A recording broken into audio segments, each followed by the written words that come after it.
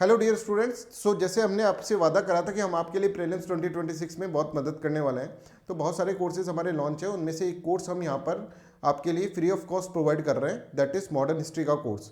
ये कोर्स हम आपको 15 दिन का फ्री ऑफ कॉस्ट प्रोवाइड कर रहे हैं। जो हमारा पेड कोर्स होता है उसके अंदर से 15 क्लासेज जो कि बहुत इंपॉर्टेंट क्लासेज हैं मॉडर्न हिस्ट्री की, वो हम आपको दे रहे हैं और this is completely free of cost to you. तो आप इसको देख सकते हैं और इन्जॉय कर सकते हैं इन क्लासेस को। So today we will understand some certain topics and then we will move towards the formation of Indian National Congress, a very important topic, formation of Indian National Congress. But before that कुछ और अपन को पढ़ना पड़ेगा उसका basic create करने के लिए, ठीक है। चलो, कल हमने लॉर्ड डलहौजी और लॉर्ड कैनिंग के बारे में पढ़ा था, कैनिंग के बारे में, और 1857 के रिवोल्ट के बारे में पढ़ा था। उसके बारे में हमने सारी अंडरस्टैंडिंग अच्छे से कर ली थी, राइट।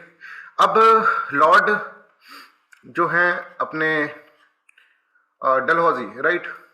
तो डलहौजी, लॉर्ड डलहौजी के टाइम पर भी एक डिस्पैच निकला था, that is known as Wood's dispatch, ठीक है। डिस्पैच का मतलब ऑर्डर, ठीक है। तो एक थे चार्ल्स वुड, वहां पर जो पार्लियामेंट चलती थी, ठीक है, वहां पर जो पार्लियामेंट चल रही है, वहां पर जो बोर्ड ऑफ कंट्रोल है, राइट, उसके वो प्रेसिडेंट है ना। ब्रिटिश के पार्लियामेंट के बोर्ड ऑफ कंट्रोल हुआ करता था, उसका वो क्या थे, वो प्रेसिडेंट थे, राइट। तो वो क्या करते हैं, वो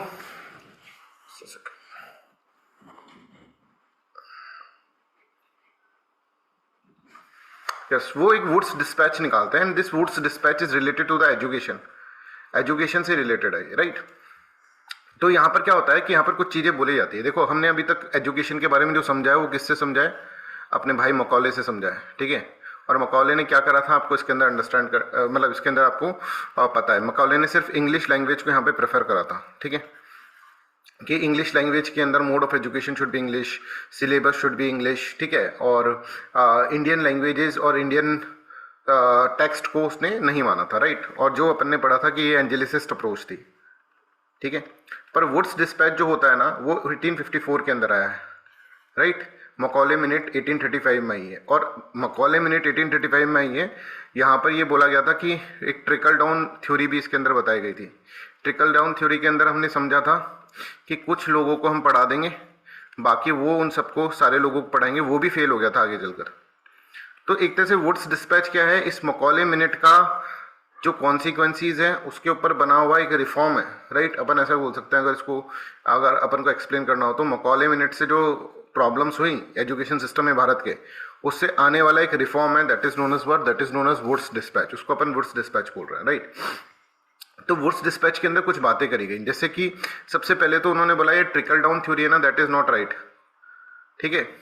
तो उन्होंने बोला कि आप इसमें क्या कर रहे हैं कि स्टेट की रेस्पॉन्सिबिलिटी जो है लोगों पर डाल रहे हैं कि लोग जो होंगे वो पढ़ा देंगे, राइट। मास की education is dependent upon this people, not on the state, ठीक है।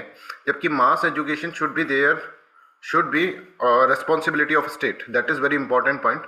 और यहाँ पे वुड्स डिस्पैच के अंदर चार्ल्स वुड इस तरह से बोल रहे हैं कि मास education should be the subject of state. आज भी हम हमारी गवर्नमेंट में देखें तो मास एजुकेशन किसके अंदर में आना चाहिए, स्टेट के अंदर में आना चाहिए, ठीक है। आजकल प्राइवेटाइजेशन ऑफ एजुकेशन हो रहा है, बट दैट इज रॉन्ग, ठीक है, दैट इज नॉट राइट। उसके बहुत सारे इल इफेक्ट्स हैं, ठीक है। खैर, अभी इन्होंने बोला कि स्टेट की रिस्पॉन्सिबिलिटी होनी चाहिए कि लोगों तक एजुकेशन पहुंचे, ठीक है। दूसरा इन्होंने जो बोला दैट इज कि प्राइमरी जो होता है, प्राइमरी स्कूल, अब एक बच्चा है, ठीक है, ऐसा सोच के देखो, एक छोटा बच्चा जो है वो घर के अंदर जो एटमॉस्फेयर देख रहा है, लैंग्वेज देख रहा है, वो हिंदी लैंग्वेज है या फिर उसकी कोई वर्निकुलर लैंग्वेज है, तमिल, इस तरह की, राइट, है ना। तो वो जब एकदम से वो स्कूल जाता है तो उसको इंग्लिश लैंग्वेज मिलती है, राइट। तो language is very very important. Language जो होता है ना, लैंग्वेज जो होती है बहुत इंपॉर्टेंट होती है। अगर आप देखें किसी का माइंड को ज़्यादा डेवलप करना है ना आपको, तो बहुत सारी लैंग्वेजेस सीख लो, तो माइंड बहुत अच्छे से डेवलप हो जाएगा। और आपने देखा कोई भी पॉलीमैथ जैसा कोई पर्सन होता है जो बहुत पढ़ा लिखा पर्सन और पढ़ाई लिखाई में बहुत ज़्यादा दिमाग चलता है उसका, ठीक है, उसने बहुत सारी लैंग्वेजेस सीखी होती है, ठीक है। तो लैंग्वेज एक तरह से आपकी लैंग्वेज और मैथमेटिक्स, ठीक है, ग्रामर होती है उसके अंदर, लैंग्वेज के अंदर कोडिंग होती है उसमें भी एक तरह से, है ना, और mathematics that play very important role in developing the mind, ठीक है, स्पेशली नंबर सिस्टम ये सब डेवलप करने के लिए। तो उन्होंने बोला यार कोई बच्चा है उसकी वर्निकुलर लैंग्वेज के अंदर ही उसकी क्या होनी चाहिए, एजुकेशन होनी चाहिए। कम से कम बच्चे जब तक बड़े हों, क्योंकि यहाँ पर उनका मैक्सिमम डेवलपमेंट हो सकता है वर्निकुलर लैंग्वेज के थ्रू। तो उन्होंने बोला primary education should be there in the vernacular language. हाँ, थोड़ा बड़ा बच्चा हो जाए बच्चा बड़ा हो जाए उसके बाद इंग्लिश लैंग्वेज दे देना, बढ़ते इसको इंग्लिश लैंग्वेज देंगे तो that will create a problem. ठीक है, अच्छा चार्ल्स वुड जो है वुड्स डिस्पैच है दैट इज ए रिफॉर्म, एक रिफॉर्म है, मैंने आपको बताया मकौले मिनट से हुई कॉन्सिक्वेंसेस के ऊपर एक रिफॉर्म्स हैं, एजुकेशन रिफॉर्म। ठीक है, तो इसमें अच्छी बातें हो रही हैं, दैट इज पॉजिटिव, पॉजिटिवली बोल रहा है कि जो एजुकेशन जो मासेस की है that is the subject of the state, that should be responsibility of state. Positively बोल रहा है कि प्राइमरी एजुकेशन को वर्निकुलर लैंग्वेज में होना चाहिए और पर हायर एजुकेशन जो होती है वो इंग्लिश में हो सकती है, राइट। पॉजिटिव ये बोल रहा है कि vocational studies should be there, vocational studies, ऐसे नहीं कि आप पढ़ लिख लिए और फिर भी आपकी जॉब नहीं लगी, तो vocational studies should be there. ठीक है, जिसके अंदर एक जॉब ओरिएंटेड स्टडीज होनी चाहिए, राइट। इसके अलावा ये इस तरह से बोलते हैं कि grant in aid should also be provided, but यहाँ पर ये कहते हैं प्राइवेट एजुकेशन सिस्टम को भी हमको उठाना है ना, तो प्राइवेट एजुकेशन सिस्टम बने देश के अंदर, इसलिए हमको ग्रांट इन एड इनको प्रोवाइड करनी चाहिए। ठीक है, रिगार्डिंग ये ऐसे बोलते हैं कि देखो टीचर ऐसा नहीं है कि कोई भी आकर पढ़ाने लग जाए। ठीक है, टीचर की एक बहुत अच्छी ट्रेनिंग होनी चाहिए, टीचर ट्रेनिंग सिस्टम है ना, टीचर ट्रेनिंग सिस्टम यहाँ से स्टार्ट हुआ है। तो ये सब रिफॉर्म्स हैं, समझ में आ रहा है। फिर इन्होंने एक हायरार्की बनाई, हायरार्की के अंदर उन्होंने कहा कि देखो ऐसा नहीं कि रेंडमली चल रहा है सब कुछ, नहीं, there should be primary schools, there should then high schools. आज जो सिस्टम है ना हमारा कहीं ना कहीं वुड्स डिस्पैच से इंस्पायर्ड है। फिर उसके बाद हाई स्कूल के बाद फिर कॉलेजेस होनी चाहिए, कॉलेजेस के बाद फिर यूनिवर्सिटीज़ होनी चाहिए। बहुत सारे कॉलेजेस होते हैं यूनिवर्सिटी के अंदर, राइट। तो आपको मैंने बताया था 1878 के अंदर 1857 के अंदर 3 यूनिवर्सिटी बनी थी। कहाँ कहाँ बनी थी बताओ, है ना, लॉर्ड कैनिंग के टाइम पे पहली लाइन अपन ये पढ़ी थी, 1857 में 3 यूनिवर्सिटीज़ बनी थी। जल्दी से बताओ, पढ़ो और भूलो, बस यही आता है। बताओ 1857 में कहाँ बनी थी 3 यूनिवर्सिटी?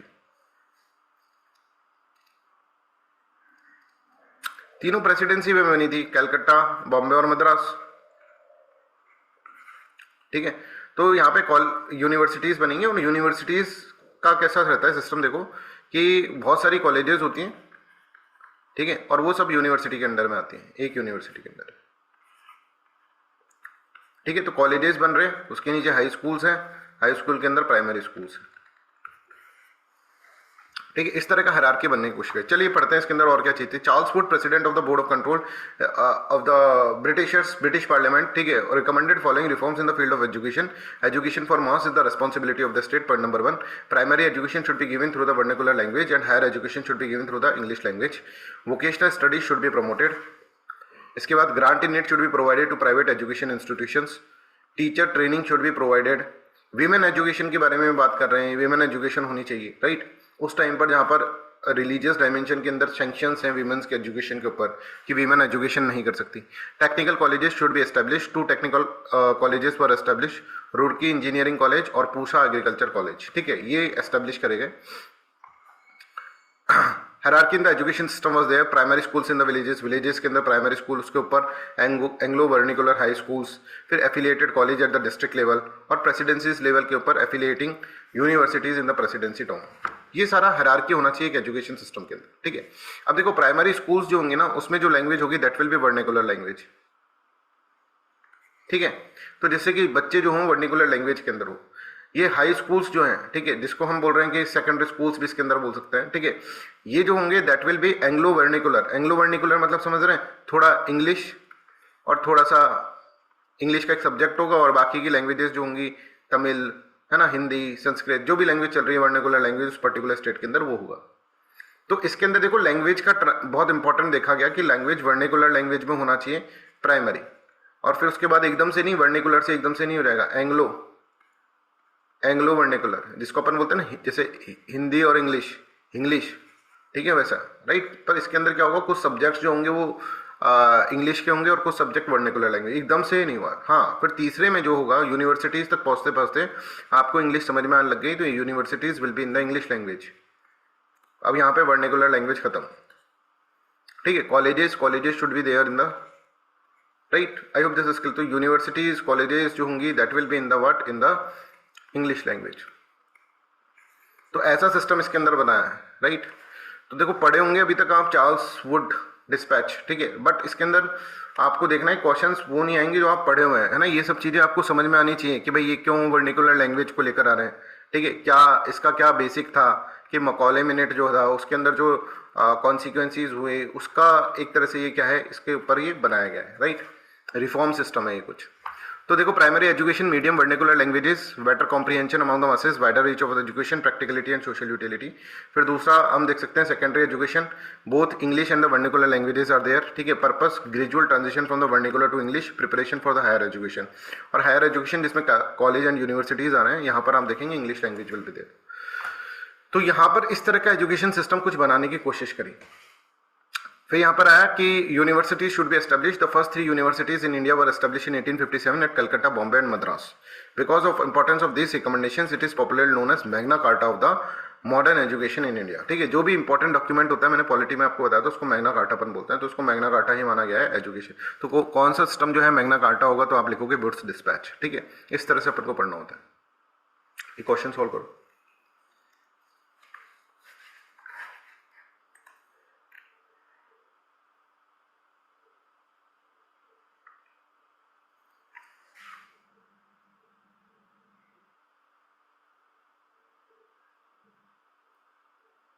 पहले का ही तो पढ़ रहे हैं, 1854 का ही तो पढ़ रहे हैं अपन, है ना। 1854 में तो है ये।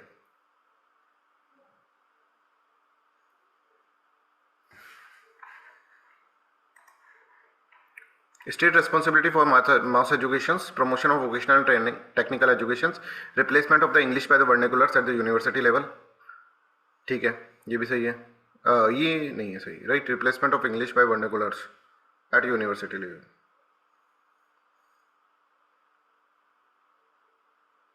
है ना। इंग्लिश को वर्निकुलर्स के साथ थोड़ा करा था ना, इंग्लिश ही लैंग्वेज थी उसके अंदर, ठीक है।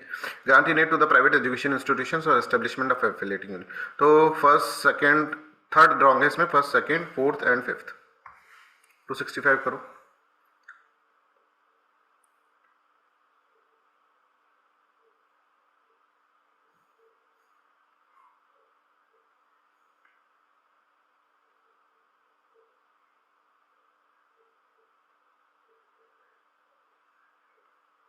To 65th।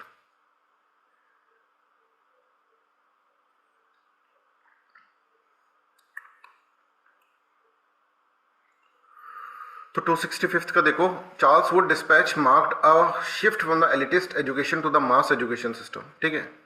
तो दैट इज इंपॉर्टेंट कि चार्ल्स वुड डिस्पैच जो है ना, एलिटिस्ट एजुकेशन सिस्टम था जो मकौले वाला सिस्टम था, उससे शिफ्ट होकर अपन मास एजुकेशन सिस्टम पे गए। Statement second, declare primary education of the masses to be the responsibility of the state, ठीक है। तो यहाँ पर अगर आप देखेंगे both are correct and the second explains the first, that is correct answer, ठीक है। चलो 267 करो। 1847 के में हो गया था रुड़की, 1847 में हुआ था। चलो मैं देखता हूँ इसको एक बार, है ना। ये करो।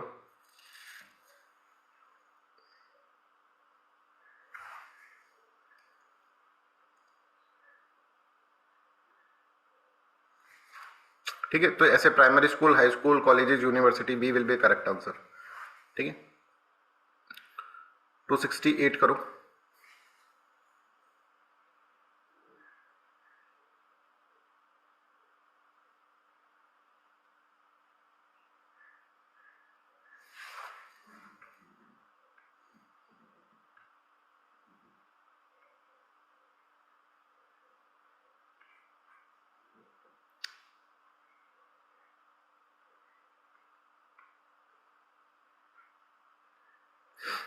टू 268 का ये होगा, Wood's dispatch called the Magna Carta of the modern education. It lets comprehensive and systematic education system framework. It was the first official document to recognise education as the state responsibility, right.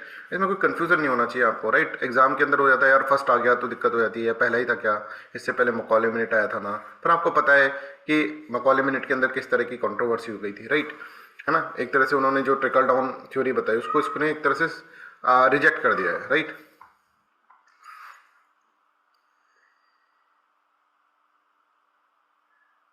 आप woods dispatch को एक तरह से ऐसे याद करा करो कि एजुकेशन का रिफॉर्म है मकौले मिनट के ऊपर, तो अपने आप ही आंसर आप टिक कर दोगे, सही, राइट। अच्छी बातें इसके अंदर हुई है, वुड्स डिस्पैच में कुछ अच्छा हुआ है।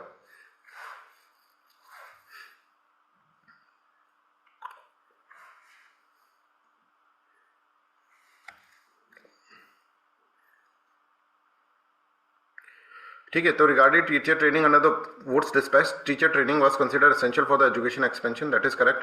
Teacher training was left entirely to the missionary organisation. Missionary organisation के ऊपर ही छोड़ दिया था क्या? नहीं. तो first only will be the correct answer. बच्चों वॉइस में कोई भी प्रॉब्लम हो तो प्लीज टेल मी, है ना. 270.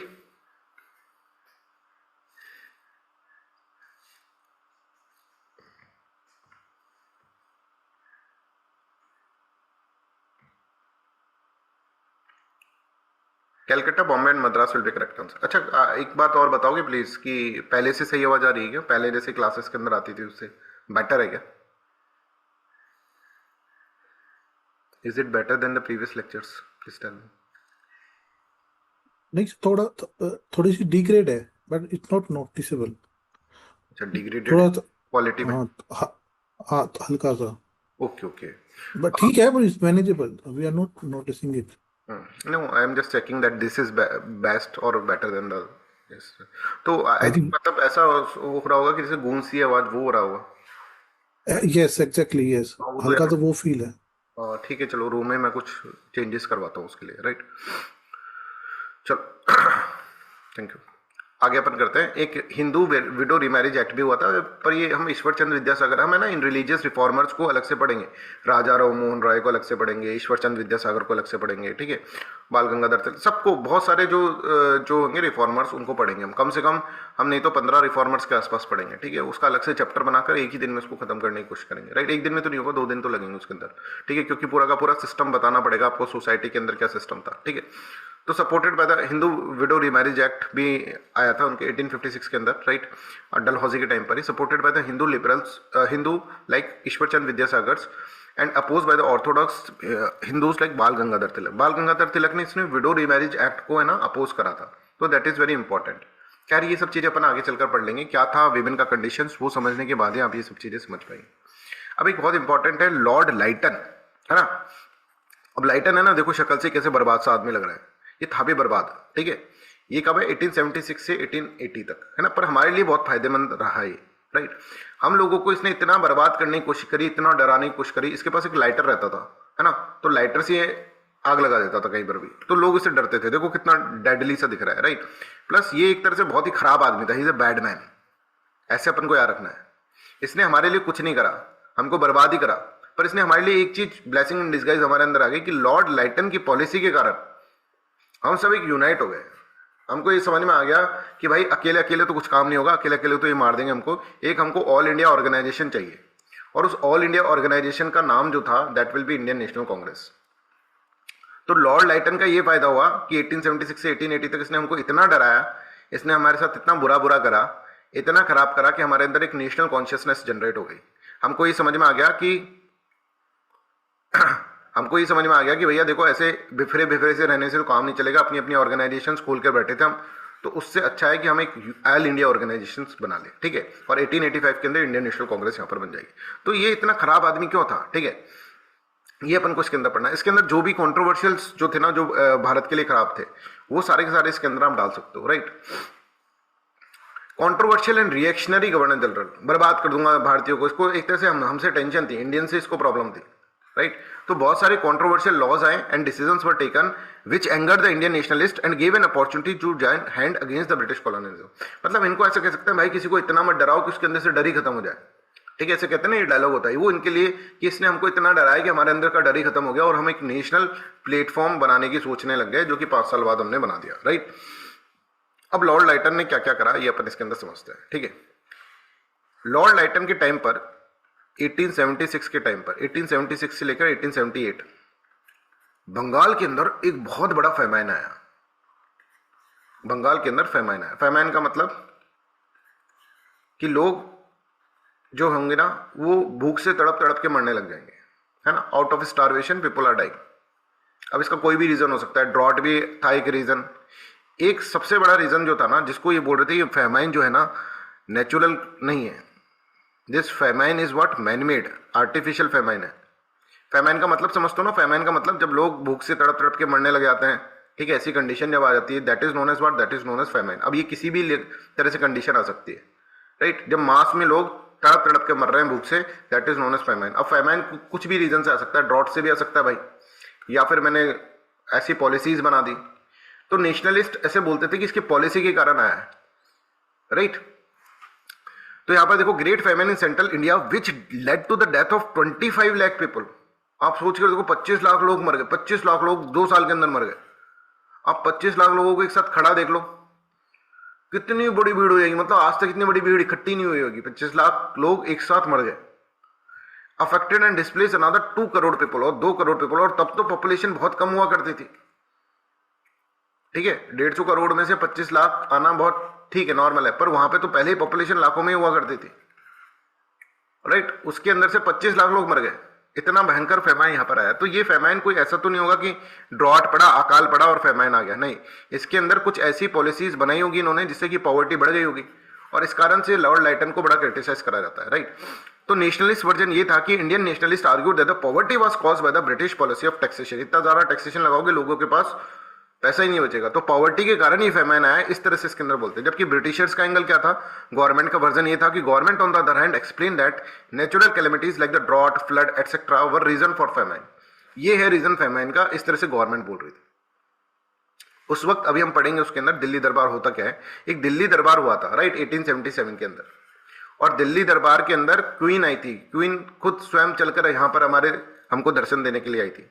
उसमें इतना पैसा खर्च कर दिया था, इतना पैसा खर्च कर दिया था। वहां पर एक साइड तो लोग मर रहे हैं, 25 लाख लोग मर रहे हैं, और एक साथ तुम यहाँ पर बहुत सारा पैसा खर्च कर रहे हो। ये पैसा अगर यहाँ पे खर्च कर लेता है तो लोग भूख से मरने में बच जाते। पर आप देखो कि पब्लिक मनी और tax payer money pomp and show के अंदर खर्च करा जा रहा है दिल्ली दरबार में। वो एम्प्रेस जो आ रही है उसको एक तरह से इंप्रेस करने के लिए। At a time when the millions suffer due to hunger, जब बहुत सारे लोग हंगर से मर रहे हैं। अभी दिल्ली दरबार के बारे में पढ़ेंगे अपन। तो इसलिए यहां पर इसके अंदर बोला गया, और ये एक तरह से लोगों को हिला के रख दिया कि भाई 2 साल के अंदर ऐसा क्या फेमाइन आना, ऐसा क्या फेमाइन आ गया भाई, क्या हो गया ऐसा कि 2 साल के अंदर लोग ऐसे तड़प तड़प के भूख से मर रहे हैं। तो इतना इंपॉर्टेंट हुआ ये कि इसके अंदर एक तरह से कमीशन बैठ गया कि भाई ऐसा कैसे हो गया। और कमीशन बैठेगा, उस कमीशन का आपको नाम याद रखना पड़ेगा, रिचर्ड स्ट्रेची कमीशन, ठीक है। The government appointed a famine commission under the Sir Richard Strachey. They sought his recommendation, और नेक्स्ट गवर्नमेंट जो आएगी लॉर्ड रिपन की गवर्नमेंट, वो एक फेमाइन कोड यहाँ पर फिर बनाएगी कि फेमाइन आते वक्त हमें क्या क्या करना चाहिए, गवर्नमेंट की क्या क्या रिस्पॉन्सिबिलिटी है, ये इसके अंदर बनाई जाएगी। ये भाई क्या कर रहा था लाइटन कि लोग वहां से भूख से मर रहे हैं, इसको कोई फर्क नहीं पड़ रहा। ये कह रहा है भाई मेरा रेवेन्यू, मेरा टैक्स तो दो। बोले वो हमारे घर में 3 डेथ हो गई, भूख से तड़प तड़प के मर गए। बोले अच्छा कोई बात नहीं, चौथी डेथ होना उससे पहले दे देना मेरे को टैक्स। ऐसा बंदा था ये। और इधर ये टैक्स के पैसे को कहां उड़ा रहा है, एम्प्रेस के ऊपर उड़ा रहा है कि भाई हमारी यहाँ से वो आई है, महारानी जी आई हैं, तो भारत के अंदर पहली बार विजिट करने आई है। इसका पूरा अपन बताएंगे, दिल्ली दरबार सस्ता था उनके लिए, वो सब चीजें हम आपको बताएंगे, राइट। तो एक फेमाइन कोड बना गया, ठीक है, लॉर्ड रिपन के टाइम में। अच्छा, इसके बाद जो है ना, लॉर्ड लाइटन ऐसा था बहुत ही खराब आदमी, और इसके बाद जो है वो आए लॉर्ड रिपन। लॉर्ड रिपन थे बहुत ही दयालु आदमी। ये इतने दयालु थे कि ये सोचते थे कि भाई इंडियंस का सच में फायदा हो, सनमारा इंडियंस का सच में फायदा हो, ऐसा लॉर्ड रिपन करते थे। तो लॉर्ड रिपन अच्छा आदमी है और लॉर्ड लाइटन खराब आदमी है ना। ये बैड आदमी है, ये गुड आदमी है। और ये क्या है, ये बहुत लिबरल है, बहुत ही एक तरह से ह्यूमनिस्ट अप्रोच अपना रहा है, राइट। हाँ बिल्कुल, पंचायती सिस्टम वो सब कुछ अपन पढ़ेंगे भाई, लॉर्ड रिपन को भी अपन पढ़ेंगे, राइट। तो इसने बर्बाद करा, इसने आबाद कर दिया। रिपन हमको अच्छा आदमी की तरह याद रखना है, ठीक है। तो देखो, government must provide food, famine code में क्या है, government must provide food to the people of the affected area. जब भी ऐसा होगा तो ये गवर्नमेंट की रेस्पॉन्सिबिलिटी है भाई, उनको लोगों तक, उसको मैं क्या करूं भाई, मर रहे हैं तो मैं क्या करूं, नहीं तेरे को करना पड़ेगा, because you are the government. Government must provide fodder for the animals, animals के लिए जो होता है, एनिमल्स का चारा जो होता है वो प्रोवाइड करना हो। Government must rehabilitate the people, government should provide jobs to the people, और shall not collect the tax. उस वक्त कम से कम टैक्स तो कलेक्ट मत करना। अगर 50% क्या उससे ज्यादा क्रॉप डिस्ट्रॉय हो जाती है तो टैक्स कलेक्ट मत करना। ये फेमाइन कोड किसने बनाया, ये फेमाइन कोड लॉर्ड रिपन ने बनाया, लॉर्ड लाइटन ने नहीं बनाया, लॉर्ड रिपन ने बनाया, ठीक है। अब 1877 के अंदर दिल्ली दरबार सस्ता है। अब ये दिल्ली दरबार क्या है, ये अपन इसके अंदर समझते हैं। दिल्ली दरबार का मतलब क्या है कि यहां पर जो रानी है, ठीक है, वहां पर उस वक्त क्वीन विक्टोरिया इज देयर, ठीक है। शी विल विजिट इंडिया, वो विजिट करने आ रही है इंडिया के अंदर। अब महारानी खुद उतरकर इंडिया के अंदर आ रही है विजिट करने कि भाई हमारे लोगों को एक बार लोगों से बातचीत कर ले। इसको बट ऐसा देखा जाता था कि भाई ये जो महारानी है ना, ये आने का मतलब ये है कि देखो भाई मैं हूं तुम्हारी महारानी, देख लो मेरी शक्ल, कहीं तुमको लगे, है ना। और प्रिंसली स्टेट्स को भी ये बताना, प्रिंसली स्टेट जो राजा वाजा है ना, बोले राजा होंगे तुम अपनी प्रजा के अंदर, आओ मैं आ रही हूं, मेरी चाकरी करो, तुम मेरे सबॉर्डिनेट हो, मैं हूं रानी, है ना। क्वीन विक्टोरिया, क्वीन विक्टोरिया यहां पर आती है 1877 के अंदर। और ये इसका मतलब ये होता है कि देखो भाई तुम हमारे रानी जो है, अब रानी आएगी तो मतलब बहुत कुछ ऐसा बहुत बड़ा इवेंट हो गया, है ना। तो लाइटर ने इतने पैसे खर्च कर दिए रानी के चक्कर में, ठीक है, कि वहां पे फैमाइन आ रहा है। अब रानी की टाइमिंग गड़बड़ा गई। अब रानी आती है ना यहाँ पर, तो रानी क्या बोलती है, हम आपको ऐसा रूल देंगे, ये देंगे, वो देंगे, जैसे पॉलिटिकल लोग वादे करते हैं ना, होता कुछ नहीं है। हमको पता है क्या हो रहा है, उधर लोग मर रहे हैं और ये बोल रहे हैं right to equality should be there, ठीक है, हम चाहेंगे कि हम आपको बहुत अच्छी गवर्नेंस दें, हमारा, है ना, इस तरह की भाषण देंगे। तो आने का मकसद ये होता था कि एक तरह से अपना वर्चस्व की पैरामाउंसी देखो हमारी है, प्रिंस को बताना कि भाई ये जो प्रिंसली स्टेट के जो राजा महाराजा बैठे हैं उनको बताना कि देख भाई यहाँ से आती है सारी पावर, मैं हूं तो तुम हो, राइट, इस तरह से करना, राइट।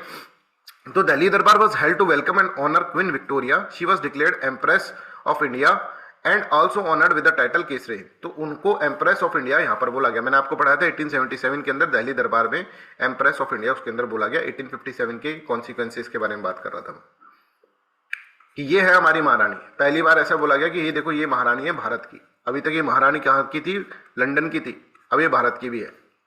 तो मतलब लंदन और भारत की मतलब सोवरेंटी अब हमारे हाथों में है, ठीक है। तो देखो 1876 Queen Victoria in addition to her title Queen of Great Britain and Ireland, पहले ब्रिटेन और आयरलैंड की महारानी होती थी, अब ये एम्प्रेस ऑफ इंडिया भी है, ठीक है। तो यहां पर देखो the Viceroy Lord Lytton was asked to proclaim this on her behalf throughout the India, कि सारे इंडिया के अंदर ये छपवा दे भाई लाइटन इधर आ, और ये छपवा दे कि मैं इनकी अब एम्प्रेस हूं, महारानी में हूं, राइट। वहां की तो क्वीन है और यहाँ की महारानी है, right. He decided to hold an, महारानी मतलब और अथॉरिटी हो गई, राइट। क्वीन मतलब तो आप देखेंगे सॉफ्ट हो गया, सॉफ्ट कॉर्नर एक तरह से, एम्प्रेस मतलब कि भाई धमक। He decided to hold an imperial assemblance at Delhi on 1 January 1877 for this purpose, जिसमें ये प्रोक्लेम करा गया कि भाई आज से ये अपनी महारानी है, सुन लो दुनिया वालों, राइट। सो देखो inside the विक्टोरियल memorial in Calcutta in an inscription taken from the message of the queen Victoria. So queen Victoria क्या बोल रही है यहाँ पर, ये देखो, We trust that the present occasion may tend to unite in the bonds of yet closer affection ourselves and our subject। हमारी प्रजा, देखो यहाँ पर सब्जेक्ट यूज करा जा रहा है, तो हमारी प्रजा के साथ हम एक क्लोजर अफेक्शन करना चाहते हैं। That from the highest to the humblest all may feel that under our rule the great principle of liberty. उधर से आवाज आई साहब 25 लाख लोग मर रहे हैं, इक्वलिटी, जस्टिस, बोले ये कैसा जस्टिस है, are secure to them and that to promote their happiness. Wow कितनी हैप्पीनेस है, भूख से तड़प तड़प के मरना is happiness, to add to their prosperity, इतनी prosperity, and advance their welfare are the ever present aims and object of my empire. ठीक है, तो बोलने का देखो कैसा होता है, ऐसे अपने नेता लोग भी होते हैं, वो भी ऐसे ही बोलते हैं कि भैया हम ये कर देंगे वो कर देंगे, करते कुछ नहीं। ठीक है, तो I hope this is clear to everyone. अब यहां पर आप ये देखो, बंगाल जैसा समृद्ध राज्य, ठीक है, richest province of India, right, एक जमाने के अंदर मुर्शिद कुली खान के टाइम पर बंगाल क्या था, आज यहाँ के लोग भूख से तड़प तड़प के मर रहे हैं। बंगाल ने तो बहुत सारी चीजें देखी हैं भाई। ये बंगाल जो है वो एक ऐसा स्टेट है जिसने रिचनेस भी देखी है, पॉवर्टी, हंगर ये भी देखी है, इंटेलेक्चुअल राइजिंग भी देखी है, और फिर आप यहाँ पर देखो कि मास किलिंग भी देखी है। बंगाल के अंदर मास किलिंग हुई थी, राइट, ठीक है, 40 लाख लोग, 40,000 लोग मर गए थे, 40,000 लोग, और इतना मतलब डायरेक्ट एक्शन डे हम आपको पढ़ाएंगे, बहुत ही खराब, राइट। सड़कों पे लाशें बिछी हुई हैं, एक बंगाल प्रोविंस के अंदर 40,000 लोगों का मर जाना, और वो भी ऐसे नहीं मर जाना कि भूख से मर गए तड़प तड़प के, नहीं, काट देना उनको, ऐसे कटे हुए शरीर, ठीक है, जले हुए शरीर, इस तरह का। तो मास किलिंग भी देखी है। और अभी देखो बहुत ज़्यादा इमिग्रेशन, इलीगल इमिग्रेशन देख रहा है बांग्लादेश, बंगाल हमारा। तो बंगाल ने तो बहुत कुछ देखा है। बंगाल एक ऐसा प्रोविंस है जो बहुत रिच था पहले और आज बहुत इंटेलेक्चुअल था पहले, और यहाँ पर मॉडर्न हिस्ट्री के अंदर आप पढ़ोगे तो हमारी क्रांति स्टार्ट हुई है 1905 से, पार्टीशन ऑफ बंगाल आया, तब यहाँ की इंटेलेक्चुअल क्लास, ठीक है, खड़ी हो गई अगेंस्ट द ब्रिटिशर्स। तो बहुत कुछ देखना है बंगाल को, अगर आप देखेंगे तो पूरा इसके अंदर आएगा, राइट। तो I hope this is clear to everyone. इस तरह से यहाँ पर करा है, तो आप एक अंडरस्टैंडिंग बनाओ अपनी अब, है ना। अब हमको ऐसा नहीं कि जल्दी जल्दी से चीजें पढ़ लेनी है, एक अंडरस्टैंडिंग बनानी है कि भैया हाँ ये ऐसा हो रहा है, लाइटन ने इस तरह का करा, ये बंगाल का जो फेमाइन आया वो क्यों आया और क्या पॉलिसी इसके अंदर, इस तरह की चीजें आपको इसके अंदर अंडरस्टैंड करनी पड़ेगी। सिर्फ ऐसा नहीं कि फेमाइन आया था साहब उधर, नहीं, उसके अंदर बैकग्राउंड आपको घुसना पड़ेगा। 1878 का एक एक्ट आया, that is known as arms act, was passed under which license was made compulsory for the Indians to carry arm। एक क्रिमिनल ऑफेंस हो जाएगा अगर उनके पास लाइसेंस नहीं होगा। तो देखो ऐसे समझो कि आज भी हम जब बंदूक, अगर आप बंदूक रखोगे ना, आज भी आपके पास बंदूक है, तो you need to have a licence. बिना लाइसेंस के काम नहीं चलेगा। तो यहां पे ब्रिटिशर्स भी बोल रहे हैं कि भाई देखो लाइसेंस होना चाहिए बंदूक के लिए, पर हम लोग भड़क गए। क्यों भड़क गए, that we need to understand. ये क्या बोल रहा है कि कोई भी अगर बंदूक रख रहा है, हथियार रख रहा है, तो उसके पास क्या होना चाहिए, उसके पास लाइसेंस होना चाहिए, है ना, ऐसे बोल रहे हैं, ठीक है। पर यहां पे कोई नहीं बोल रहा है, ये बोल रहे हैं सिर्फ और सिर्फ इंडियंस। इंडियंस के पास अगर वो आर्म्स रख रहे हैं तो उनके पास एक लाइसेंस होना चाहिए। लाइसेंस वो लेंगे गवर्नमेंट से। अब आज भी देख लो, अगर तुमको लाइसेंस चाहिए होगा ना बंदूक का, तो दैट इज वेरी डिफिकल्ट। उस टाइम भी बहुत डिफिकल्ट था। और इनडायरेक्टली एक तरह से हम क्या कह रहे हैं, ये क्या कह रहे हैं कि इंडियंस के पास हथियार ना हो तो बढ़िया है, that is better for the Britishers, because 1857 जैसी मुठीनी हो जाएगी, नहीं तो घर घर में हथियार होंगे। तो अब उस वक्त बहुत शौक था लोगों को हथियार रखने का, ठीक है। तो अब यहां पर आप देखेंगे एकदम से हथियारों के लिए क्या करना चाहिए, तुमको लाइसेंस होना चाहिए तुम्हारे पास, तो that create a problem, right. तो यहां पर देखो, arms act was passed under which licence was made compulsory for the Indians to carry arms, a criminal offence. अच्छा, ये जो एक्ट बन रहे हैं ना, दैट इज देयर। अब तुम कहोगे सर उस वक्त तो बहुत राजा महाराजा थे, सबके पास बंदूकें होती थी, दुनाली, ठीक है, वो तो होती थी सबके उस वक्त, ठीक है, और इनके शौक होते थे सर, शिकार उकार करते थे, हमारे पापा की तलवारें, परदादा की तलवारें, सर। तो ये ध्यान रखो कि जो भी एक्ट और ये सब बन रहे हैं ना, that is there on the British provinces, British provinces के लिए बन रहे हैं, ठीक है, प्रिंसली स्टेट के लिए नहीं बन रहे हैं। प्रिंसली स्टेट के अंदर ये प्रॉब्लम नहीं है, बट फिर भी ब्रिटिश प्रोविंसेस में भी बहुत सारे ऐसे लोग थे जो कि दादा परदादा बड़े बड़े जमींदार हुआ करते थे, बंदूकें रखते थे, उनका शौक था बंदूकें रखना, राइट। तो उन सब के लिए एकदम से लाइसेंस लेना रिक्वायर्ड हो गया, राइट। अच्छा, और सिर्फ इंडियंस के लिए बोल रहे हैं, मतलब कि यार तुम डिस्क्रिमिनेटरी लॉ बना रहे हो। अभी वो बहन बोल के गई थी राइट टू इक्वलिटी, ये है तुम्हारा राइट टू इक्वलिटी, या तो सबके लिए करो ना, ब्रिटिशर्स के लिए भी करो, इंग्लिश के लिए भी करो, इंडियंस के लिए भी करो, दैन इट इज फाइन। तो यहां पर इस तरह से आर्म्स एक्ट के अंदर होगा। However the Europeans and Anglo Indians were exempted from the restrictions, ठीक है। तो एक तो ये आर्म्स एक्ट बड़ा खतरनाक था इसके अंदर, राइट। दूसरा वर्निकुलर प्रेस एक्ट। अच्छा, आर्म्स एक्ट का भी बड़ा एक तरह से आप देखेंगे तो बहुत ज्यादा विरोध हुआ, राइट। अब वर्निकुलर प्रेस एक्ट, ये तो अलग ही लेवल का खेल रहा है लाइटन अलग लेवल का खेल रहा है इसके अंदर, वर्निकुलर प्रेस एक्ट के अंदर। इसमें क्या बोल रहा है कि देखो, अब देखो डिस्क्रिमिनेटरी, कितने डिस्क्रिमिनेटरी लॉज हैं। ये बोल रहे हैं जो भी वर्निकुलर लैंग्वेजेस के अंदर न्यूज़पेपर छपते हैं ना, मतलब वर्निकुलर जैसे तमिल में छप गया, बंगाली में छप गया, ठीक है, इस तरह की लैंग्वेजेस जो होती हैं, ठीक है, apart from the English language, right, जो भी न्यूज़पेपर छप रहे हैं ना, उन न्यूज़पेपर के ऊपर कुछ रेस्ट्रिक्शंस यहाँ पर इम्पोज कर दी, that is known as vernacular press act. Vernacular press act मतलब लोकल लैंग्वेज में जो न्यूज़पेपर चढ़ रहा है, ठीक है। तो अब इसके ऊपर इंग्लिश लैंग्वेज वाले न्यूज़पेपर के लिए कुछ नहीं, वर्निकुलर लैंग्वेज के अंदर। और यहां पर अगर आप देखेंगे, इन न्यूज़पेपर के ऊपर बहुत सारी रेस्ट्रिक्शंस इम्पोज कर दी गई। इनसे बोला गया कि भैया अगर जो भी तुम यहां पर लिख रहे हो ना, तो आपको एक अंडरटेकिंग देनी पड़ेगी, अंडरटेकिंग में कुछ पैसे जमा कराने पड़ेंगे। मान लो आपको 1000 रुपए जमा करा दिया आपने, ठीक है, और अगर हमें ऐसा लगा कि आपने कुछ भी, किसको जमा करा दिया, डिस्ट्रिक्ट मजिस्ट्रेट को, अगर आपने कुछ भी ऐसा छापा जो कि हमको लगा सिक्योरिटी के खिलाफ है, तो हम क्या करेंगे, 1000 रुपए आपको देंगे नहीं, ठीक है। ये हम समझेंगे कि भाई तुमका एक तरह से तुम्हारे ऊपर फाइन हो गया। मतलब जो भी तुम ब्रिटिशर्स के खिलाफ लिखोगे, that will be against security, obviously. दूसरा भाई एक बात समझो कि आपको, ये गवर्नमेंट को राइट है कि जब गवर्नमेंट को लगेगा कि अरे भाई ये तो खराब लिख रहा है ना, तो गवर्नमेंट आपकी प्रेस को कन्फिस्केट कर सकती है। कन्फिस्केट करने का मतलब क्या है, जब्त कर सकती है, समझ में आ रहा है। और यहां पर जो भी आपको लिखना होगा, पहले गवर्नमेंट से प्रूफ करवाना होगा, फिर लिखना होगा। अगर कुछ ऐसा लिख दिया तुमने, वर्निकुलर लैंग्वेजेस वालों, अगर ऐसा कुछ लिख दिया तो फिर देखना तुम्हारी प्रेस को कन्फिस्केट कर लेंगे, इसको कर लेंगे, राइट। तो यहां पर इसके अंदर district magistrate was entrusted with the power, उसको पावर दी गई to call upon the printer and the publisher of any vernacular newspaper, किसी को भी बुला सकता है, वो सम्मान कर सकता है, टू एंटर इनटू अंडरटेकिंग जमानत के लिए, ठीक है, with the government to ensure that they do not publish anything which में incite the public feeling or create disaffection towards the government or that may create enmity on the basis of caste, religion or race. तो यहां पर ये लोग डर रहे हैं कि यार न्यूज़पेपर से कहीं क्रांति नहीं आ जाए, तो इसलिए वर्निकुलर इंग्लिश न्यूज़पेपर जैसे इंग्लिशमैन और अदर न्यूज़पेपर्स होते थे, राइट, उस वक्त जैसे द पायनर, राइट, ये वाली जो न्यूज़पेपर्स होते थे, ठीक है, इन न्यूज़पेपर को कोई दिक्कत नहीं है, पर अमृता बाजार पत्रिका, ठीक है, जो बंगाली में होता था, उसको दिक्कत है। वो जो भी करेगी तो उसके लिए उसको पूछना पड़ेगा पहले।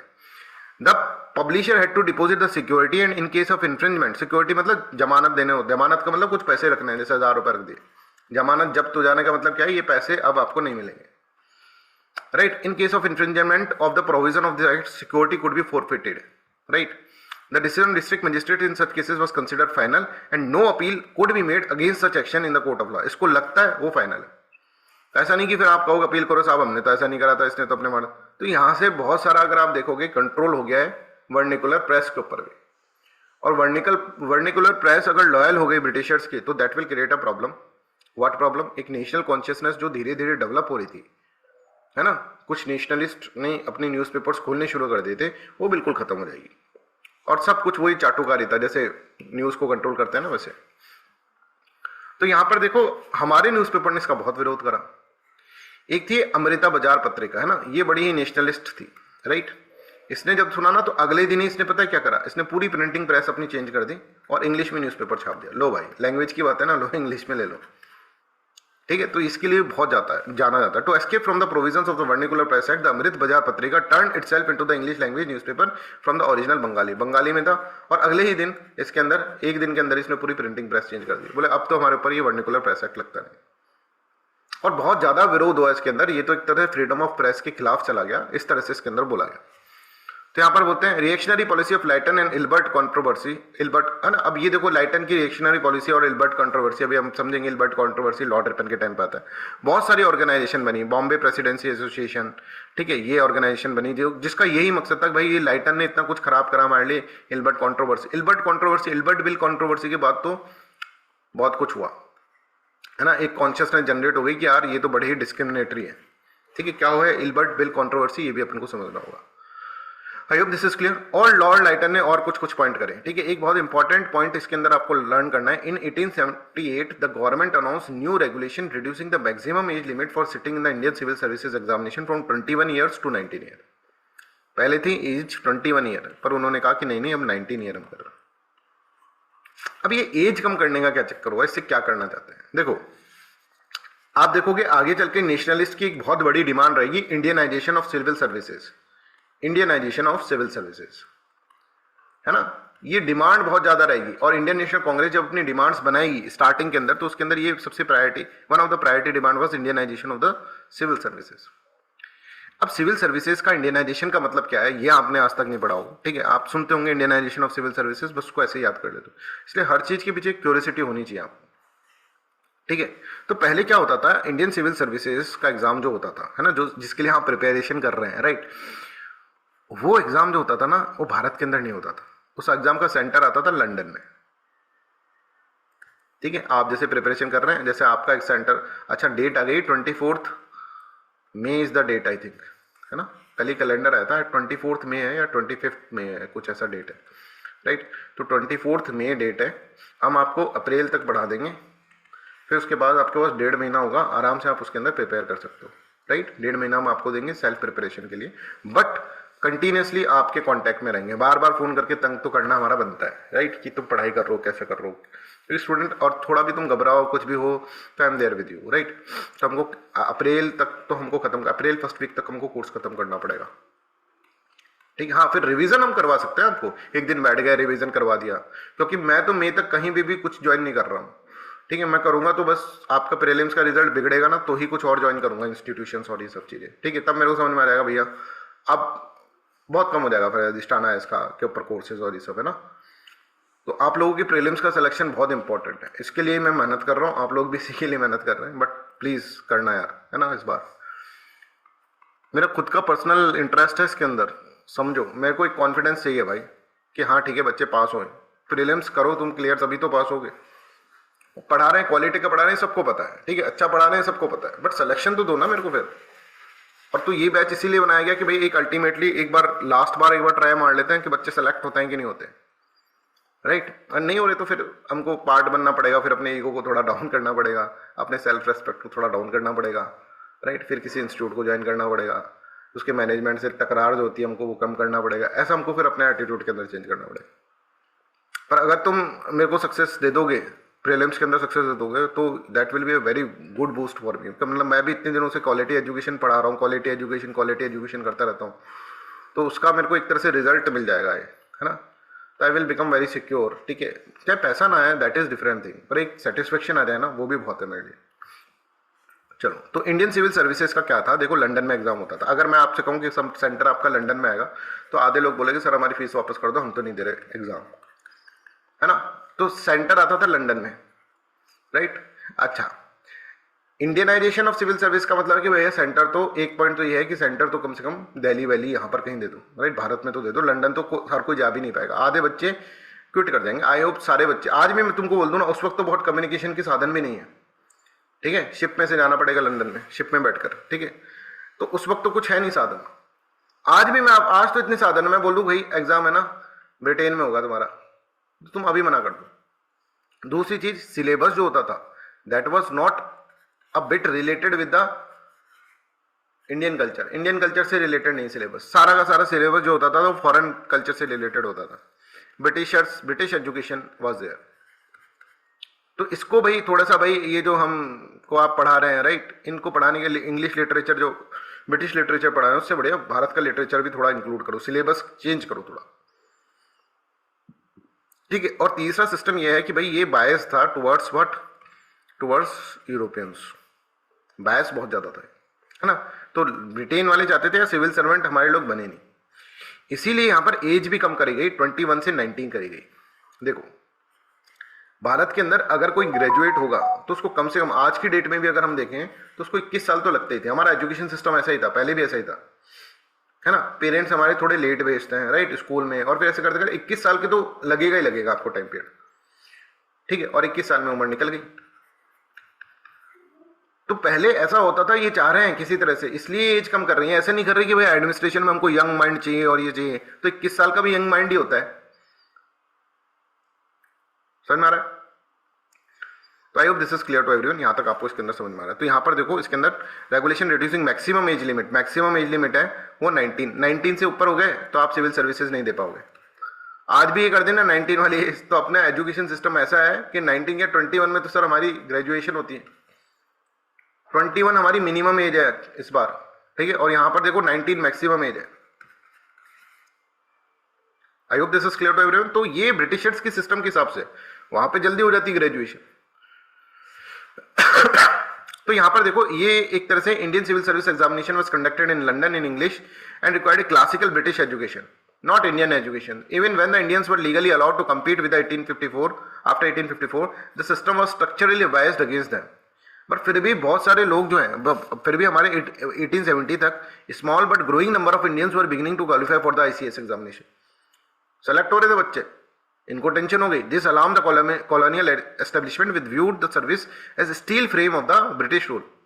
बोला ओपन कंपटीशन एग्जामिनेशन तो हमने कर लिया 1853 के बाद,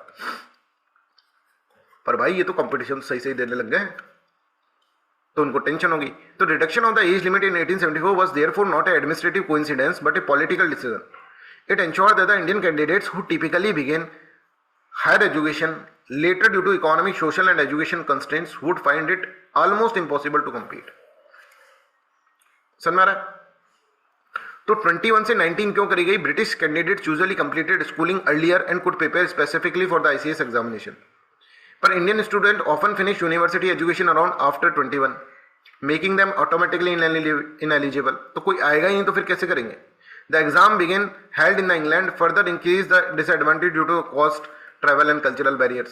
Thus the age reduction acted as an indirect racial filter. एक तरह से indirectly, अब directly तो नहीं बोल सकते क्योंकि बोलते हैं भैया ओपन कंपटीशन एग्जाम से आ रहे हैं, मेरिट की बेस पे आएंगे, टैलेंट की बेस पे आएंगे, equal opportunities for the Indians, फलाना ढिकाना, और उसके अंदर वो बोले कि भाई साहब, है ना। तो रेशियल फिल्टर ऐसे लगाए indirectly. I hope this is clear. अच्छा, इसने भाई ने एक और काम करा था, ठीक है, बट वो हो नहीं पाया था, राइट।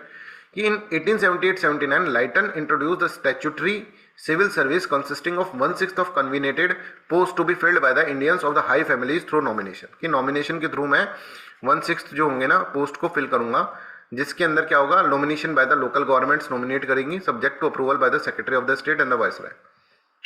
ठीक है, तो ये एक्चुअली क्या अटेम्प्ट था कि हाई फैमिलीज वाले जो लोग हैं उनके बच्चों को सिविल सर्विसेज के अंदर डालना 1/6 ऑफ द सीट्स, जिससे कि ये जो लोग हैं राजा महाराजा के बच्चे सिविल सर्विसेज में, तो that can be easily handled. ठीक है, इनसे हमको ये भी पता चलता रहेगा कि इंडियन कल्चर और इंडियन में किस तरह से पॉलिसीज बनानी चाहिए, प्लस इसका ये फायदा रहेगा कि ये सब हमारे लॉयल भी रहेंगे, और ये और प्रिंस जो होंगे, प्रिंसली स्टेट्स होंगे, ये सब लॉयल हो जाएंगे हमारे, राइट। ये भी इस तरह से रहेगा। I hope this is clear to everyone, यहाँ तक सबको क्लियर है। तो यहाँ पे इसके अंदर इस तरह की पॉलिसी मेकिंग करेंगे, बट ये चीज किसको पसंद नहीं आएगी, ब्रिटिश वालों को पसंद नहीं आएगी। ब्रिटिश वाले बोलेंगे क्या बात कर दी भाई, हमारी मतलब सीट काट रहे हो तुम, तो 1/6 सीट्स में नॉमिनेट कर रहे हो उनको सीधे सीधे, तो वो वैसे फेल हो जाएगा, है ना। ये करने की कोशिश करी गई थी उसके अंदर, राइट, डायरेक्ट एंट्री, राइट। अच्छा, एक बात बताओ, जब इसने वर्नेकुलर प्रेस एक्ट लगाया था, वर्नेकुलर प्रेस एक्ट, तो कौन बंदा सबसे ज्यादा नाराज होगा ब्रिटिश के अंदर, ब्रिटेन के अंदर? प्रेस फ्रीडम के अगेंस्ट में था ये, कौन बंदा सबसे ज्यादा नाराज होगा? अभी तक जिन बंदों को तुमने पढ़ा है, गवर्नर्स को पढ़ा है तुमने, उनके बीच में से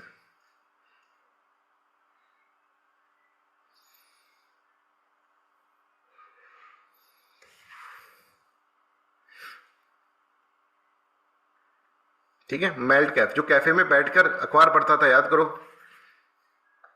है ना, वो होगा सबसे ज्यादा। तो मैट कल्फ जो होगा कैफे में बैठकर करता था, अपने याद करा था ये। तो आप देखो, एक जब आप इसके अंदर पढ़ोगे ना, हाँ, जब ये चीज पढ़ रहे हो ना वर्निकुलर प्रेस एक्ट, तो उससे पहले आपको फिर इसको भी याद कर लेना है एक बार, ऐसे पढ़ना होता है यार, एक इवोल्यूशन के फॉर्म में। जब हमने वुड्स डिस्पैच पढ़ा, तो आप एक बार मकौले को भी याद कर लो, मकौले मिनट को भी याद कर लो, तो एक इवोल्यूशन फॉर्म के अंदर तुम्हारे दिमाग में सेट हो जाएगी वो चीज, राइट।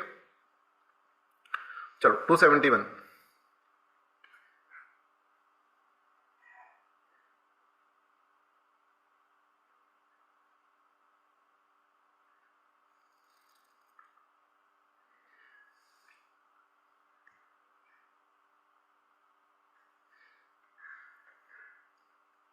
ठीक है, A will be the correct answer. 272,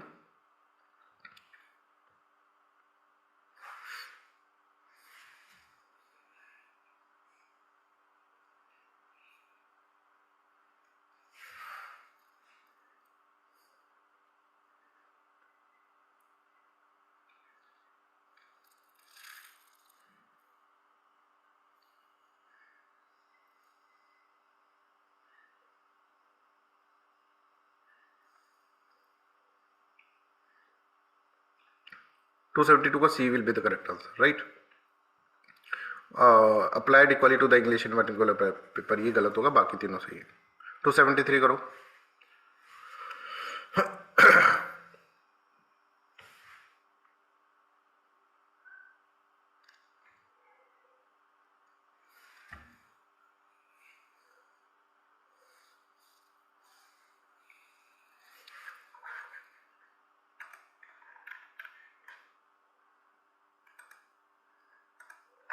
banning all vernacular publication in India, ban ही कर दिया, बहुत बढ़िया, बैन ही कर दिया सबको तुमने। ये क्वेश्चन है ना, थोड़ा सा अच्छा क्वेश्चन है, क्योंकि हमको लगता है कभी भी नन ऑफ द अबव तो बहुत कम होता है सर राइट आंसर ऐसे क्वेश्चंस के अंदर। इसका none of the above answer है, समझ में आ रहा है? तो मुझे पता था तुम इसमें गलत करोगे, इस वाले क्वेश्चन को बनाया भी इसीलिए गया था। बी भी नहीं होगा, providing for licensing registering of newspaper publish by the indigenous tribe, ये कब पढ़ लिया तुमने भाई? ये सिर्फ लैंग्वेज के ऊपर था, कोई इंडिजीनियस ट्राइब और ये सब चीजें, ये कहां पढ़ लिया? डी भी तो हो सकता है आंसर। ऐसे क्वेश्चनों में हम जनरली क्या करते हैं, देखो this is common general mistake, हम जनरली क्या करते हैं, डी ऑप्शन को तो नन ऑफ द अबव तो नहीं होगा, ये तो पढ़ते ही नहीं है वाला, तो है ना, ऐसा करते हैं ना हम हमेशा जब ऐसे क्वेश्चन होते हैं, ए बी सी डी वाले ऑप्शन होते हैं, इसमें डी ऑप्शन को हम हमेशा इग्नोर करते हैं, कभी कभार डी हो जाता है भाई। तो आपको पता है पूरा वर्निकुलर प्रेस एक्ट आपने पढ़ लिया, मुझे पता था श्योरली ये आप रॉन्ग करोगे क्वेश्चन, और इसीलिए ये डाला गया है कि promoting local languages newspaper for generating local employment, ऐसा तो कुछ नहीं था, ठीक है, ये तो गलत हो गया। प्रोवाइडिंग फॉर द लाइसेंस, अब आप ये वाली चीज़ पढ़ते ही नहीं है, क्यों? हमारा माइंड ऐसा पता नहीं क्यों वर्क करता है, बट ये मैंने देखा है, राइट। तो ऐसे क्वेश्चन का नन ऑफ दिस भी आंसर हो सकता है। यू शुड बी कॉन्फिडेंट, ये आपका कॉन्फिडेंस चेक कर रहा है ये वाला क्वेश्चन। क्या are you confident about the vernacular press act, whatever understanding you are having, you have the understanding, they know that, but are you confident about the understanding, ऐसा, ठीक है। तो ये भी ऑप्शन हो सकता है भाई, इसको क्यों इग्नोर कर देते हैं। चलो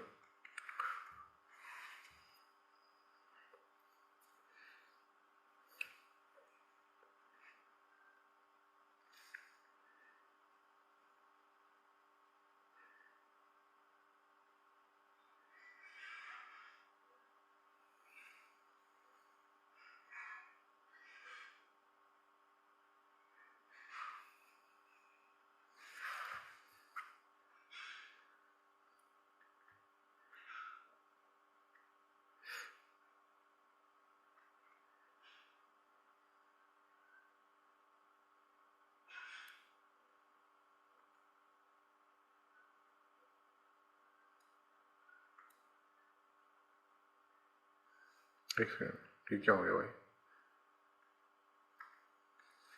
चलो, तो 273 का C will be correct answer है ना, only 3 will be the correct answer.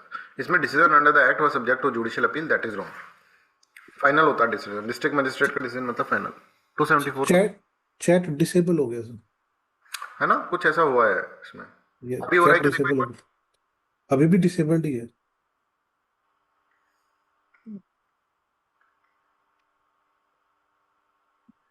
क्या डिसेबल्ड है? एक second. Chat chat you can not type. हाँ, कुछ सेटिंग में एकदम से चेंज हुआ था, अभी मेरे को लगा भी था।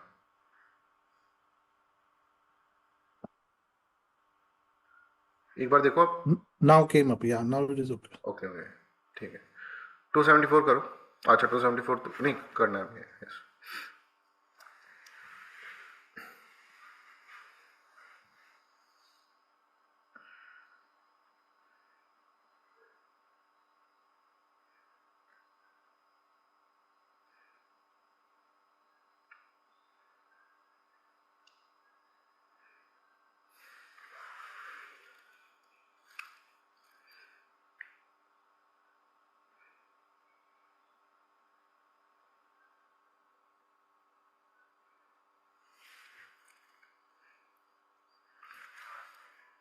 ठीक है, 274 के अंदर देखो, arms act 1875 was fundamentally different from the earlier regulations because यहाँ पे रेशियल डिस्क्रिमिनेशन हो रहा है in the right to possess arm. पहले होता था, सबके लिए होता था, अरे भाई सबके लिए लाइसेंस दे देते, आज भी तो हम दे रहे हैं ना लाइसेंस के अंदर। अब तो आज तो रिवोल्ट नहीं कर रहे। एक तो गोरी चमड़ी, ठीक है, ब्रिटिशर्स, ठीक है, गोरी चमड़ी बोल रहे हैं, तो हमको तो रेशियल डिस्क्रिमिनेशन नहीं कर रहे हैं, हम तो आपको समझाने के लिए, याद करने के लिए बोल रहे हैं बस। हमारी बातें किसी भी तरह का डिस्क्रिमिनेशन ना लें, ठीक है, बिकॉज मेरे को याद करवाना आपका मेरा मेन फोकस है। लेना है तो ले लें, कोई दिक्कत नहीं है उसके अंदर, बट फिर भी मतलब अपने अंदर मत डालना, ऐसे खुद मत बोलने लग जाना, क्योंकि टीचर को बहुत ज़्यादा फॉलो करने लग जाते हैं स्टूडेंट्स।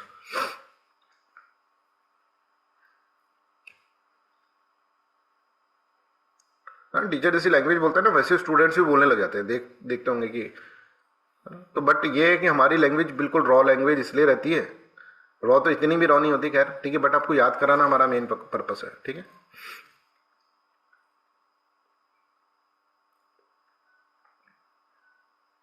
भाई कंप्लीटली डिसआर्म की तो बात ही नहीं करिए ना। Ensure that Indians were completely, ले लो लाइसेंस के थ्रू ले लो बस, कंप्लीटली डिसआर्मामेंट की बात नहीं करिए ना। तो C will be correct answer ना, सेकंड तो इनकरेक्ट है। आप देखो कोई कंप्लीटली डिसआर्म तो ना कि कोई नहीं रख सकता, रख सकते हैं लाइसेंस के थ्रू। एंश्योर दैट, इस तरह से लिखा हुआ है इसके अंदर, ठीक है। 275 का तो C will be correct answer. 276 का देखो,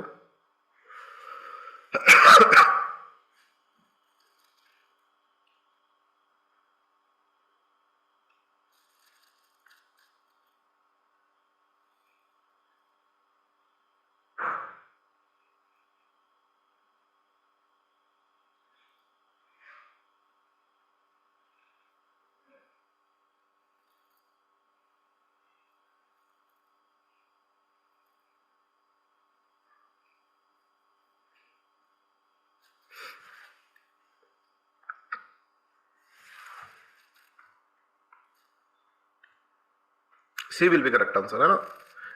तो Indians were required to obtain licence to purchase arm, कोई भी आर्म परचेज करना होगा तो इसके अंदर, ठीक है। यहाँ पे यूरोपियंस का बहुत रेयर केस के अंदर, रेयरेस्ट ऑफ रेयर केस, मान लो आपने 2 मर्डर कर दिए, ठीक है, फिर आप के ऊपर चार्जेस चल रहे हैं, तो फिर आप आर्म भी रखना चाहते हैं उसके अंदर, तो फिर उसके अंदर लाइसेंसिंग लेनी पड़ेगी और ऐसा, राइट। तो act applied equally to the princely states, no, princely state में राजा महाराजाओं की सारी बंदूकें जब्त कर दोगे तो फिर कैसे रहेगा, ठीक है। The act give wide discretionary power to the colonial official, that is correct. तो first, second and fourth will be correct, only 3 will be the correct answer.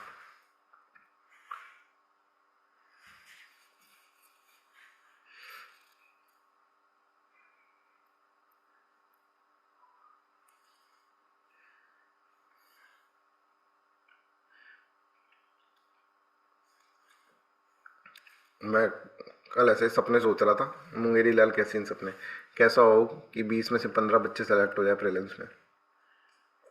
फिर एक बार तो मेरे को लगा यार मैं कुछ मतलब पॉसिबल तो है, देखो यार, सब अगर मेहनत करने पे आ जाओ ना तो पॉसिबल है। फिर मेरे को लगा यार क्या कैसी चीजें सोचने लग गया मैं, अनरियलिस्टिक चीजें। B will be correct answer. हाँ, कुछ बच्चे हैं जो जिन पे मेरे को कॉन्फिडेंस है अगर उनका सिलेक्शन होगा, पर यार कुछ बच्चे ऐसे ना, अब देखो, अब तुम्हारी गलती है कि लाइव क्लास अटेंड नहीं कर रहे हो, टाइमली शीट सॉल्व नहीं कर रहे हो, ये सब चीजें ना आगे चलकर सिलेक्शन नहीं रोकेंगी और कुछ नहीं करेंगी। बैकलॉग हो गया साहब, एंजाइटी हो गया, डिप्रेशन हो गया, ये सब चीजें है ना आगे आगे सिलेक्शन में रोड़ा डालेंगी। इसको अगर तुम प्योरली कर लो ना इस बैच को, तो कोई भी बच्चा हो ना, कोई भी बच्चा वो सेलेक्ट हो सकता है। आप देखो ना इसके अंदर कौन इतनी मेहनत कर रहा होगा, आपके एस्पिरेंट्स में बोल रहे हैं, हमारी बात नहीं कर रहे।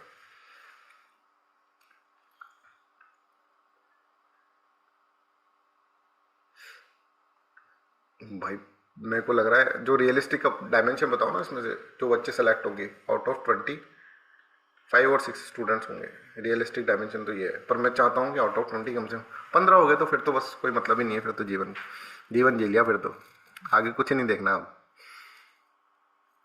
15 भी हो जाए फिर तो ऐसा होता है ना, तृप्त हो गया इंसान, अब तो बस मोक्ष की प्राप्ति हो गई है। अब चलो भाई, कहीं शायद हो सकता है मैं हिमालय पे निकल जाऊं। 278 क्वेश्चन करो, कर दिया क्या आपने?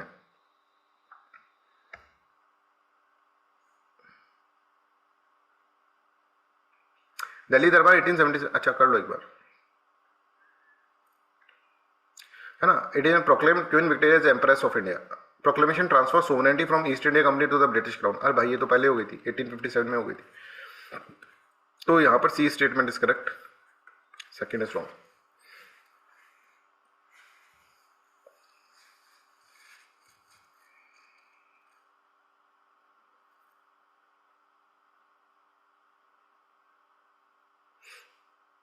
मैंने मतलब स्टूडेंट्स को वैसे मैं कभी करता नहीं है, बट पीछे पढ़ के बैच ज्वाइन करवाया कुछ स्टूडेंट्स को, तो कि यार नहीं तुम करो इसको join.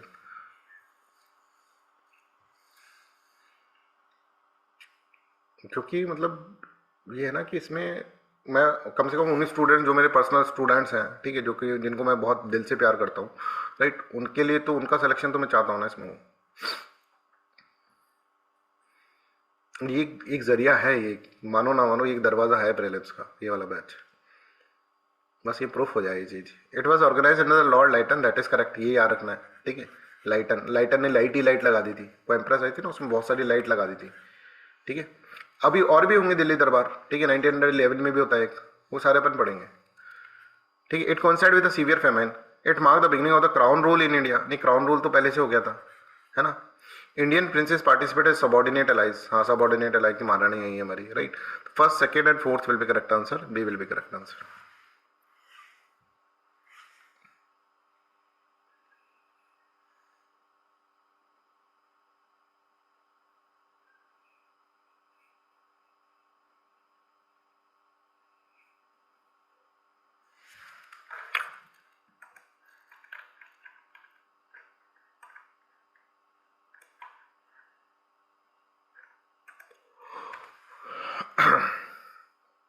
Delhi Durbar was intended to psychologically subordinate Indian rulers, ठीक है, साइकोलॉजिकली सबॉर्डिनेट करे इंडियन रूलर्स को, राइट, ये था उसका मेन मकसद, ठीक है। Statement second, Indian princes were required to publicly acknowledge British प्रेमाउंसी।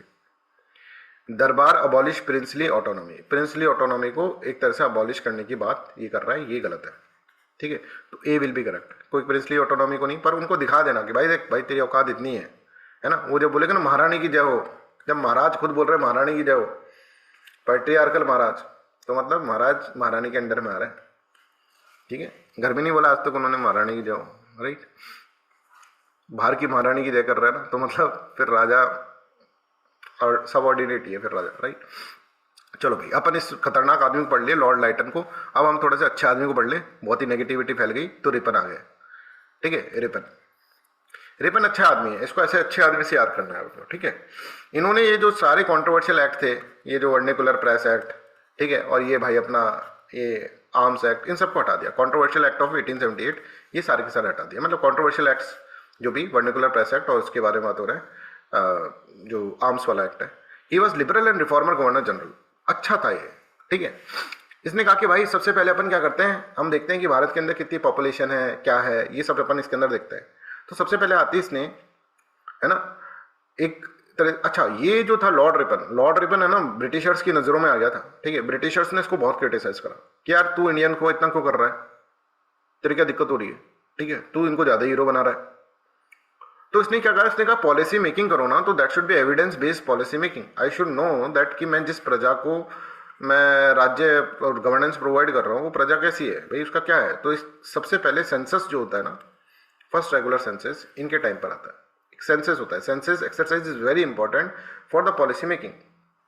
हमारे देश के अंदर हर 10 साल के अंदर सेंसस होता है। पिछला सेंसस जो था वो होना चाहिए था 2020-21 के अंदर होना चाहिए था, पर अभी तक हुआ नहीं। उस वक्त कोविड था, तो कोविड का बहाना करके सेंसस नहीं करा और अभी तक सेंसस हुआ नहीं, राइट। अब 2025 आ गया, पता नहीं कैसी पॉलिसी मेकिंग हो रही है, एविडेंस तो है नहीं हमारे पास कौन कितने लोग हैं, कैसे हैं, राइट, कितनी पॉपुलेशन। तो उसके अंदर पूरी की पूरी इसमें देखा गया, और उस वक्त जो कैलकुलेट करी गई population, the first regular census was conducted in which the total population came to be 25.4 crore, ठीक है। आज हम इससे 125 करोड़ और हो गए हैं, ठीक है, उस टाइम से 1881 से। First census was conducted in 1872 during the period of Lord Mayo also, but that was not the, एक ऐसा नहीं था कि उसके अंदर फिर रेगुलर सेंसस होंगे, ऐसा होगा, और बहुत ही छोटे सा सर्वे इसके अंदर करा गया था, राइट। तो फर्स्ट सेंसस जो होंगे वो तो उसके अंदर, फर्स्ट रेगुलर सेंसस अगर हम कहें was conducted in which the total population came to be 25.4 crore, ठीक है। तो सेंसस क्या करता है, हमें बेटर गवर्नेंस के लिए, रीडिस्ट्रीब्यूशन ऑफ रिसोर्सेज के लिए अकॉर्डिंग टू डेमोग्राफी, ये सब चीज़ों के लिए हमको एक तरह से एक डेटा दे देता है, और उसके कारण फिर हम पॉलिसी मेकिंग अच्छी कर सकते हैं, ठीक है। तो नेगेटिव कॉन्सिक्वेंसेज की होती है also based on the religion and the caste. तो हमको ये पता चल जाता है कि किस रिलीजन के कितने लोग क्या कर रहे हैं, किस कास्ट के क्या लोग क्या कर रहे हैं। तो उससे क्या होता है, कास्ट डिवाइड, रिलीजन डिवाइड, कि भाई इस कास्ट को तो कुछ मिल ही नहीं रहा है, इस कास्ट को तो बहुत कुछ मिल गया है, राइट, है ना। रीडिस्ट्रीब्यूट मतलब रिसोर्सेज का डिस्ट्रीब्यूशन कैसे है, on the basis of religion और कास्ट भी हमें पता चलता है। तो इसके अंदर कास्ट वार, रिलीजन वार हो सकता है। Caste religion based on the identity, religion become political faith, caste conflict, communalism, ये सब चीजें हो सकती हैं। इसके नेगेटिव कॉन्सिक्वेंसेज है ना, ये पता चल जाता है ना किसके पास क्या है, इस तरह से अपन को पता चल जाता है, राइट। तो पहला ट्राई जो मारा था और बहुत ही छोटा सा सैंपल लिया था इसके अंदर, लॉर्ड मेयो ने करा था। तो स्टार्ट तो भाई उसने ही करा था, लॉर्ड मेयो ने 1872, right. The first synchronous census in India was held in 1881 के अंदर ये हेल्ड हुआ था। Since then census have been undertaken uninterruptedly once every 10 year, but अभी देखो इंटरप्शन आप देखेंगे तो हो गया, राइट। हिस्टोरिकल सेंसस, हिस्टोरिकल अगर सिग्निफिकेंस अगर हम देखें तो सेंसस के ऊपर क्वेश्चन आ सकता है, बिकॉज सेंसस न्यूज के अंदर है कि अभी तक क्यों नहीं हो रहा सेंसस, राइट। तो Rigveda reveals that some kind of population count was made during the 600 BC in India, ठीक है। ऋग्वेद के अंदर भी के टाइम से सेंसस चलता आ रहा है ना। Arthashastra by Kautilya written in the 3rd century BC prescribe the collection of population statistic as a measure of the state policy for taxation. तो अर्थशास्त्र में भी सेंसस के बारे में है। कभी ऐसा आ जाता है कि सेंसस के बारे में ऋग्वेद में मेंशन है क्या, हाँ, तो कुछ पॉपुलेशन काउंट तो उसके अंदर बोला गया है ऋग्वेद के अंदर। During the regime of the Mughal king Akbar the administrative report Ain Akbari included comprehensive data pertaining to the population industry. तो एन अकबरी के अंदर भी है, राइट। तो ये ऐसा नहीं कि पहली बार, मतलब ऐसा है कि बहुत पहले समय से एक्सरसाइज चलती आ रही है। रेस्पॉन्सिबिलिटी ऑफ कंडक्टिंग डेसिनियल मतलब हर 10 साल में rest in the office of registrar general and the census commissioner India under the ministry of home affairs, ठीक है। तो अभी आप देखो कभी भी ये होता है कि सेंसस नहीं हो रहे तो फिर इसके ऊपर अमित शाह के ऊपर ही उंगली उठती है, ठीक है। तो होम अफेयर्स के अंदर ही आता है, ऐसा क्वेश्चन पूछा जा सकता है एग्जाम के अंदर। चलो, I hope this is clear to everyone, यहाँ तक सबको क्लियर है। अब एक और एजुकेशन से रिलेटेड देखो, सबसे पहले हमने मकौले पढ़ा, मकौले को उल्टा कर दो W वुड्स, ठीक है, अब इसको ऐसा कर दो, तो ये इसको एच भी बना सकते हैं अपन, है ना। तो एक हंटर कमीशन और पढ़ना है अपन को, हंटर कमीशन 1882 के अंदर आया हुआ। आज तुषार की क्लास है क्या? तुषार और जो भी अंजलि, तुषार, तुम लोग क्लास है क्या आज? नहीं सर। तो थोड़ा आगे तक पढ़ लेते हैं, 10:30-11 बजे तक पढ़ लेते हैं। तो हंटर कमीशन क्या होता है ये अपन इसके अंदर देखेंगे। हंटर कमीशन अगेन कि भाई ये सब का काम हुए, मकौले आया, ये आया, ये सब आया, इसके बाद फिर क्या हुआ, ठीक है, ये देखने के लिए। तो Hunter commission was considered necessary to assess the development of education in the country and to remove the defects which has crept in it, ठीक है, crept into it, right, defects जो है उनको देखने के लिए। For this purpose Lord Ripon appointed Feb 3, 1882 Indian education commissions under the chairmanship of the William Hunter, a member of the executive council of the viceroy. Viceroy के executive council का member था, right. तो यहाँ पर देखो commission was consisted of 20 members, 20 members थे, और अच्छा था इसका अंदर, मतलब गुड रिप्रेजेंटेशन दिया गया मिशनरीज को और इंडियंस को in the commission. Among the Indian members कभी कभार और गहराई में पूछना होता है हंटर कमीशन के अंदर, ठीक है।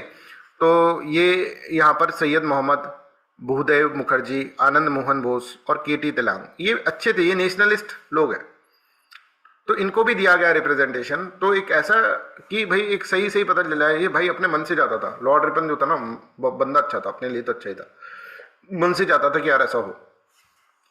तो कमीशंस ने appointed with the following aim to inquire into the manner in which effect had been given to the principle of dispatch of 1854। 1854 में जो हुआ उसकी प्रिंसिपल्स को कितना लागू करा, कहाँ का करा, उसका क्या इम्पैक्ट रहा, उसकी क्या कॉन्सिक्वेंसेज रही। To assess the position of primary education in India, ये जो है ना हंटर कमीशन प्राइमरी और सेकेंडरी एजुकेशन के ऊपर ही रहेगा, ठीक है। देखो आप हंटर मारोगे, राइट, किसी को, और हंटर नहीं मार रहे, इसमें अच्छा काम कर रहे हैं ना, तो बच्चे को मारोगे तो ज़्यादा बेटर रहेगा ना। हायर एजुकेशन वाले को मारोगे तो फिर दिक्कत होगी, है ना। तो Hunter primary education secondary education के लिए प्राइमरीली था, ठीक है। इसमें कुछ बस एड देंगे उसको, हायर एजुकेशन को, इतना ही इसके अंदर मेंशन था, पर कंप्लीटली आप कह सकते हैं कि प्राइमरी और सेकेंडरी एजुकेशन के ऊपर था। To inquire into the position of the state institutions and their importance, to evaluate the work of missionaries, और to inquire into the government attitude toward the private enterprises, ठीक है। तो सबसे पहला इसके अंदर primary education should be given priority.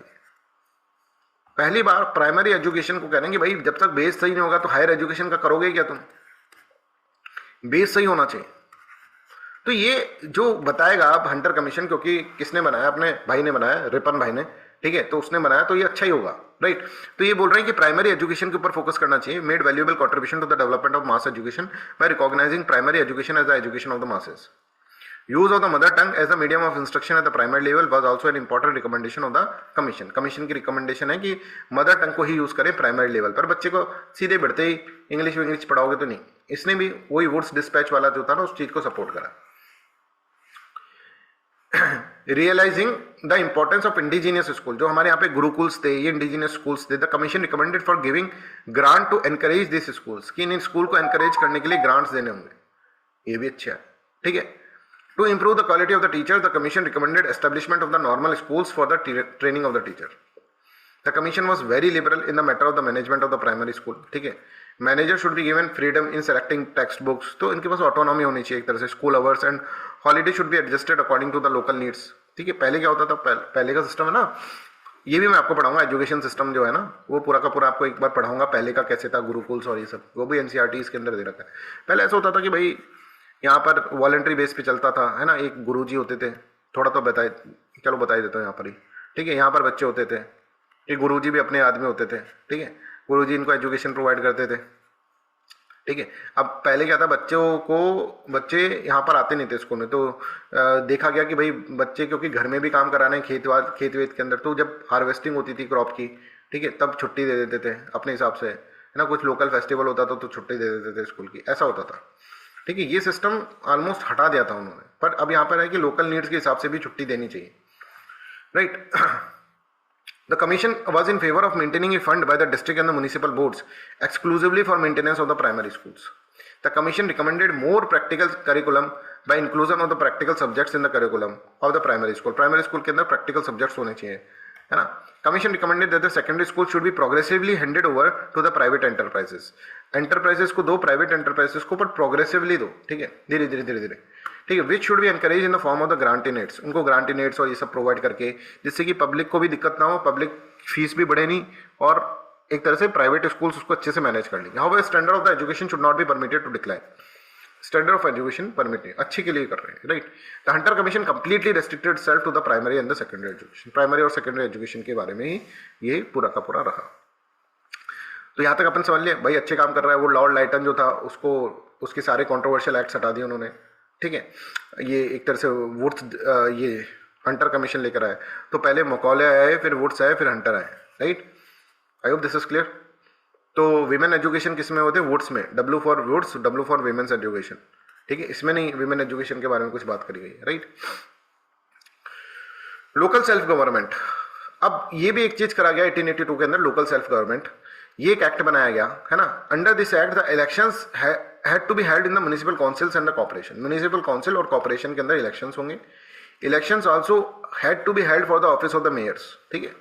Myers के लिए इलेक्शन होंगे, राइट। और यहाँ पर जो लोकल गवर्नमेंट्स होंगी, राइट, लोकल गवर्नमेंट्स, उनको एक तरह से क्या दिया जाएगा, कुछ रेस्पॉन्सिबिलिटी दी जाएगी। जैसे प्राइमरी हेल्थ तुम्हारी रेस्पॉन्सिबिलिटी, प्राइमरी एजुकेशन तुम्हारी responsibility, water management of city तुम्हारी रेस्पॉन्सिबिलिटी। जो कि आज आप देखो जैसे म्युनिसिपल बोर्ड्स होते हैं, जैसे दिल्ली म्युनिसिपल काउंसिल है, राइट, बॉम्बे म्युनिसिपल काउंसिल है, उनका ये सारी चीजें उनके पास ही होती है, राइट। तो यहाँ पर ये सिस्टम जो स्टार्ट करने वाले हैं वो लॉर्ड रिपन है, right. These local bodies got fund from the government but also was authorized to levy some taxes at the local level, right। और यहीं से एक सिस्टम बन रहा है अपना, जो एक तरह से ये अर्बन एरियाज के अंदर है, राइट। बट आगे चलकर यही चीज जो हो जाएगी रूरल एरियाज के अंदर पंचायत की फॉर्म में आ जाएगी। और आर्टिकल 40 जो होगा कॉन्स्टिट्यूशन, उससे लिंक करके आप देख सकते हैं। Hence Lord Ripon are also known as father of the local self government. Local self government के पितामह माने जाते हैं। इनका मोटिव क्या था? मोटिव ये था कि भाई लोगों तक गवर्नेंस पहुंचे, लोग ही आए पार्टिसिपेट करें, डेमोक्रेसी को और ज्यादा स्ट्रेंथन करें। दूसरा, एडमिनिस्ट्रेशन थोड़ा इजी हो जाएगा साहब इससे, है ना। तीसरा ये है कि लोगों की नीड्स पता चलेंगी, उनके हिसाब से काम करेंगे तो लोग भी हमारे लॉयल रहेंगे कि भाई देखो हमारा राजा, हमारे जो लोग हैं उनकी जो प्रॉब्लम है उसको सॉल्व करा जा रहा है, ठीक है। और यहाँ पर जो इलेक्ट होंगे वो तो लॉयल होंगे ही, वो भी लॉयल रहेंगे। देखो हमको पावर मिल गई, जिसको भाई कोई ज़्यादा भड़क रहा है, हमारी मांगे पूरी करो, उसको एक कमरे में बुलाओ और बोले ले ले पावर ले ले तू थोड़ी सी, देख किससे कोई ऑफिस बना कर देते हैं, तो बाहर जाएगा, चुपचाप निकल जाएगा। सब बोलेंगे क्या हो गया भाई, हमारी मांगे पूरी करो, हमारी मांगे पूरी करो तो करो, राइट। ऐसा मैंने देखा था एक बार, किया ना, मैं लाइसेंस बनवा रहा था, पता नहीं क्या बनवा रहा था ना, पूरी लाइन में खड़े थे और वो है ना गेट नहीं खोल रहा था, है ना, और उस अंदर मिलने नहीं दे रहा था किसी ऑफिसर। तो एक बंदा था वो बहुत बुरी तरह से भड़का हुआ था, ये वो और ये सब, उसके पीछे हम सब लगे हुए थे, है ना। सही तो बोल रहा है बंदा, ये वो सब, है ना। इस तरह से वो बैठ गया, वो पूरी तरह से, मैं मीडिया को फ़ोन कर दूँ, उसको अंदर बुलाया, पता नहीं बात करवा दी, लाइसेंस दी, वो चुपचाप यहाँ से निकल गया इधर से। हमने कहा भाई रुक तो सही, हमारा तो करवा। तो ऐसा ही इसके अंदर लोकल गवर्नमेंट के अंदर इस तरह से कुछ करना, राइट। तो मोटिव ये था। और दूसरा, ये बहुत सस्ते में भी आ जाते थे लोग, राइट। ब्रिटिशर्स वाले एडमिनिस्ट्रेशन संभालेंगे तो पैसा ज़्यादा लेंगे। तो linking between the government and the people to save the money they preferred Indians, this elected class would be loyal to the government, right. अब इम्पैक्ट क्या होता है? पॉजिटिव इम्पैक्ट ये होता है डेवलपमेंट ऑफ सिटीज, सिटीज का development हो रहा है, राइट। नेगेटिव इम्पैक्ट ये होगा कि उन लोगों के पास पावर, अब देखो उस वक्त भी, अब मेयर जो बनेगा वो ऐसा तो नहीं कि दलित बन जाएगा मेयर, ठीक है। मेयर तो बनेगा जो, वो ऐसा तो नहीं होगा कि भाई कोई औरत जो है विमेन बन गई, ठीक है। आज भी आप देखो सरपंच पति होते हैं, सरपंच विमेन होती है, पर उसका पति जो होता है दैट इज वन पावरफुल। तो यहाँ पे मेयर वेयर जो बनेंगे अब अपर कास्ट, और इसके अंदर जैसे लोकल सेल्फ गवर्नेंस आएगी ना, तो वहाँ पे वर्चस्व किसका होगा? जमींदारों का, ठीक है, रिच पीपल का, अपर कास्ट का, मैन का, और ज़्यादा फिर पावर इनको दे दी तुमने, तो that will create a problem. जब हम पंचायती राज सिस्टम पढ़ रहे थे तो अम्बेडकर ने कहा था कि भाई पंचायती राज हम क्यों नहीं लगा सकते, भाई हम क्यों डीपीएसपी के अंदर इसको डालें। तो हमने ये पढ़ा था ना, डेन ऑफ इग्नोरेंस बोला जाता है विलेजेस को। और अगर उसके अंदर पावर दे देंगे तो पावर किसके पास आएगी? उन्हीं लोगों के पास जो कि एक्सप्लोइटेशन कर रहे हैं, तो और एक्सप्लोइटेशन करेंगे विद पावर। तो यहाँ पर नेगेटिव कॉन्सिक्वेंसेस ये हुई, right. Will be held on the basis of identity basis, ठीक है, ये होने लगा। Limited franchises created further gap. और ऐसा नहीं कि सब लोग भाई यूनिवर्सल एडल्ट फ्रेंचाइज चल रहे हैं, डांस ऑफ डेमोक्रेसी हो रहा है, ऐसा कुछ नहीं, ठीक है, कि भाई सब जा रहे हैं, कुछ गिने चुने लोग, बहुत ही कम लोग, ठीक है। लिमिटेड फ्रेंचाइजी वहां पर हुआ करती थी उस वक्त, राइट। अच्छा, एक चीज है एल्बर्ट बिल कंट्रोवर्सी। ये लॉर्ड रिपन भाई है ना, भाई कमाल का आदमी था ये, मतलब है ना, दूसरे इसके ऊपर भड़कते थे, भाई ये नहीं करने देंगे, फिर भी ये कहता नहीं ये तो करेंगे, ऐसा था लॉर्ड रिपन, है ना। भारतीयों के लिए तो बहुत ही अच्छा देवता, ठीक है, ये ऐसा रिपन, राइट। राइट। तो ये लॉर्ड रिपन जो था ना भारत के लिए, पर इसने क्या करा, इसने देखो पहले क्या होता था कि जुडिशरी सिस्टम ऐसा होता था कि मान लो कोई क्रिमिनल जो है ना वो यूरोपियन है, ब्रिटिशर है ना, कोई भी यूरोपियन, तो इसको जो देखेगा ना वो यूरोपियन जज ही देखेगा, इसको इंडियन जज नहीं देख सकता, इसका फैसला जो है यूरोपियन जज ही सुनाएगा। समझ में आ रहा है? तो इंडियन मजिस्ट्रेट जो है इसको नहीं देख रहे भाई को, ये इसको इसके लिए यूरोपियन ही चाहिए। तो मतलब इसका मतलब ये है कि इंडियन मजिस्ट्रेट में क्यों भाई ऐसा क्यों नहीं कर रहे, इंडियन मजिस्ट्रेट को क्यों नहीं, जब राइट टू इक्वलिटी है तो इंडियन मजिस्ट्रेट को भी अलाउ करो ना, दिस इज डिस्क्रिमिनेशन। तो बेसिकली ये कहना था कि ये जो इंडियन मजिस्ट्रेट है ना इसका दिमाग जो है, ठीक है, क्योंकि इसको जजमेंट देना है, तो इतना परिपक्व वो नहीं है, इतना मॉडर्न नहीं है जितना कि ब्रिटिश का है। तो ये अपने लोगों तक ही सीमित रहे, उन्हीं लोगों को जजमेंट दे जिनका माइंड जो है सीमित है, तो ही बेटर रहेगा। अब ये अगर यूरोपियन को देखने लग गया तो that will create a problem कि यूरोपियन का तो अलग माइंडसेट चलता है, ये तो लिबरल है, ये तो मॉडर्न है, ये तो खुला घूमता है, ये बोलेगा भाई खुला मत घूम जजमेंट में, क्योंकि ये नहीं घूमता है। तो एक तो पॉइंट ये था जो कि ब्रिटिशर्स को लगता था ऐसा। दूसरा पॉइंट ये था भाई सीरियसली कोई इंडियन बैठकर हमारे ऊपर जजमेंट देगा, वाह भाई वाह, ये बढ़िया बात हो गई भाई, हम तो सुपीरियर हैं, हमको बताएगा भाई ऐसा करो, ये मत करो, ये डिसीजन मेकिंग करो, ऐसे करेगा ये, इतनी हिम्मत, अब इतने अब तुम्हारी सुनेंगे हम, है ना, इस तरह से। तो इल्बर्ट बिल के अंदर एक्चुअल में क्या करा, before introduction of the bill, ये बिल जो introduce, Ilbert bill was good, पर गुड था इसीलिए कंट्रोवर्सी हो गई। यहां पे देखो, before the introduction of the bill British subject had to be exempted from the trial by the Indian magistrate under this bill. अब पर इस बिल के अंदर क्या है, ये बिल अच्छा बिल है, ये बिल अपना रिपन भाई ने करा है, रिपन भाई ने बोला मैं नहीं होने दूंगा ऐसा।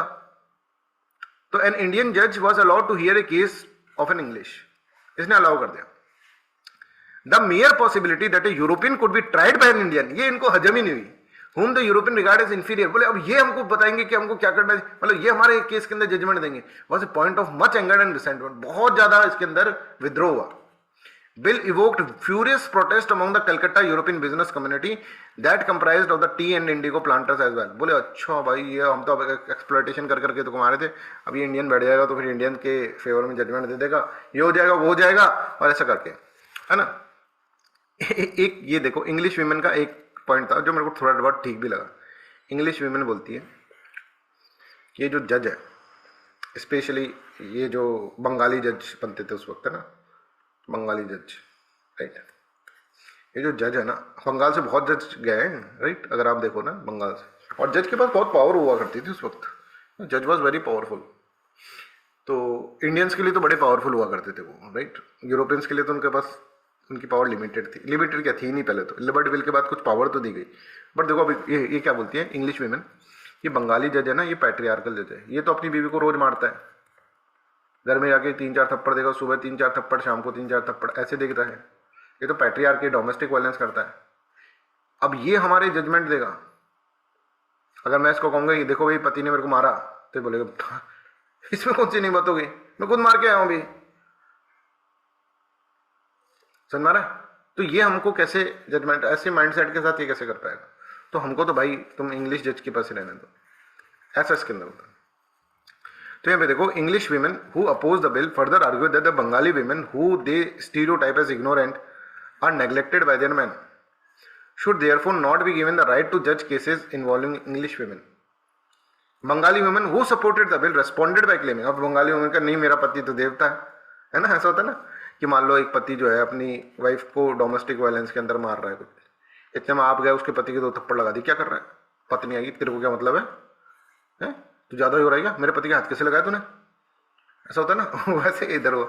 तो ये ऐसे बोले Bengali women who supported the bill responded by claiming that they were more educated than the English women opposed to the bill, हमको हमारे पास ज्यादा एजुकेशन है, आजा डिबेट कर ले, and pointed out that more Indian women had academic degrees than the British women did at that time.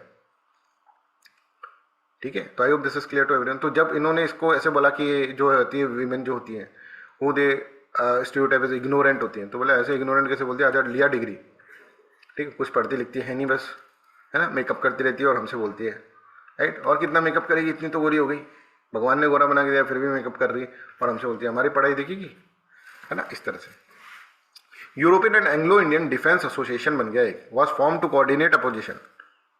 ठीक है, coordinated form के अंदर अपोजिशन चल रहा है। आप यहाँ पर देखो, पास protest petition and public meeting in the, that's why it become the controversy. But bill को कंट्रोवर्सी हमारी तरफ से नहीं हुई, हम तो अच्छा है, बढ़िया, मस्त, मजा आ गया, ठीक है, वाह वाह रिपन यार तू मतलब आदमी तो काम का है। वो उस साइड से हो रही है, ब्रिटिशर्स की साइड से हो रही है।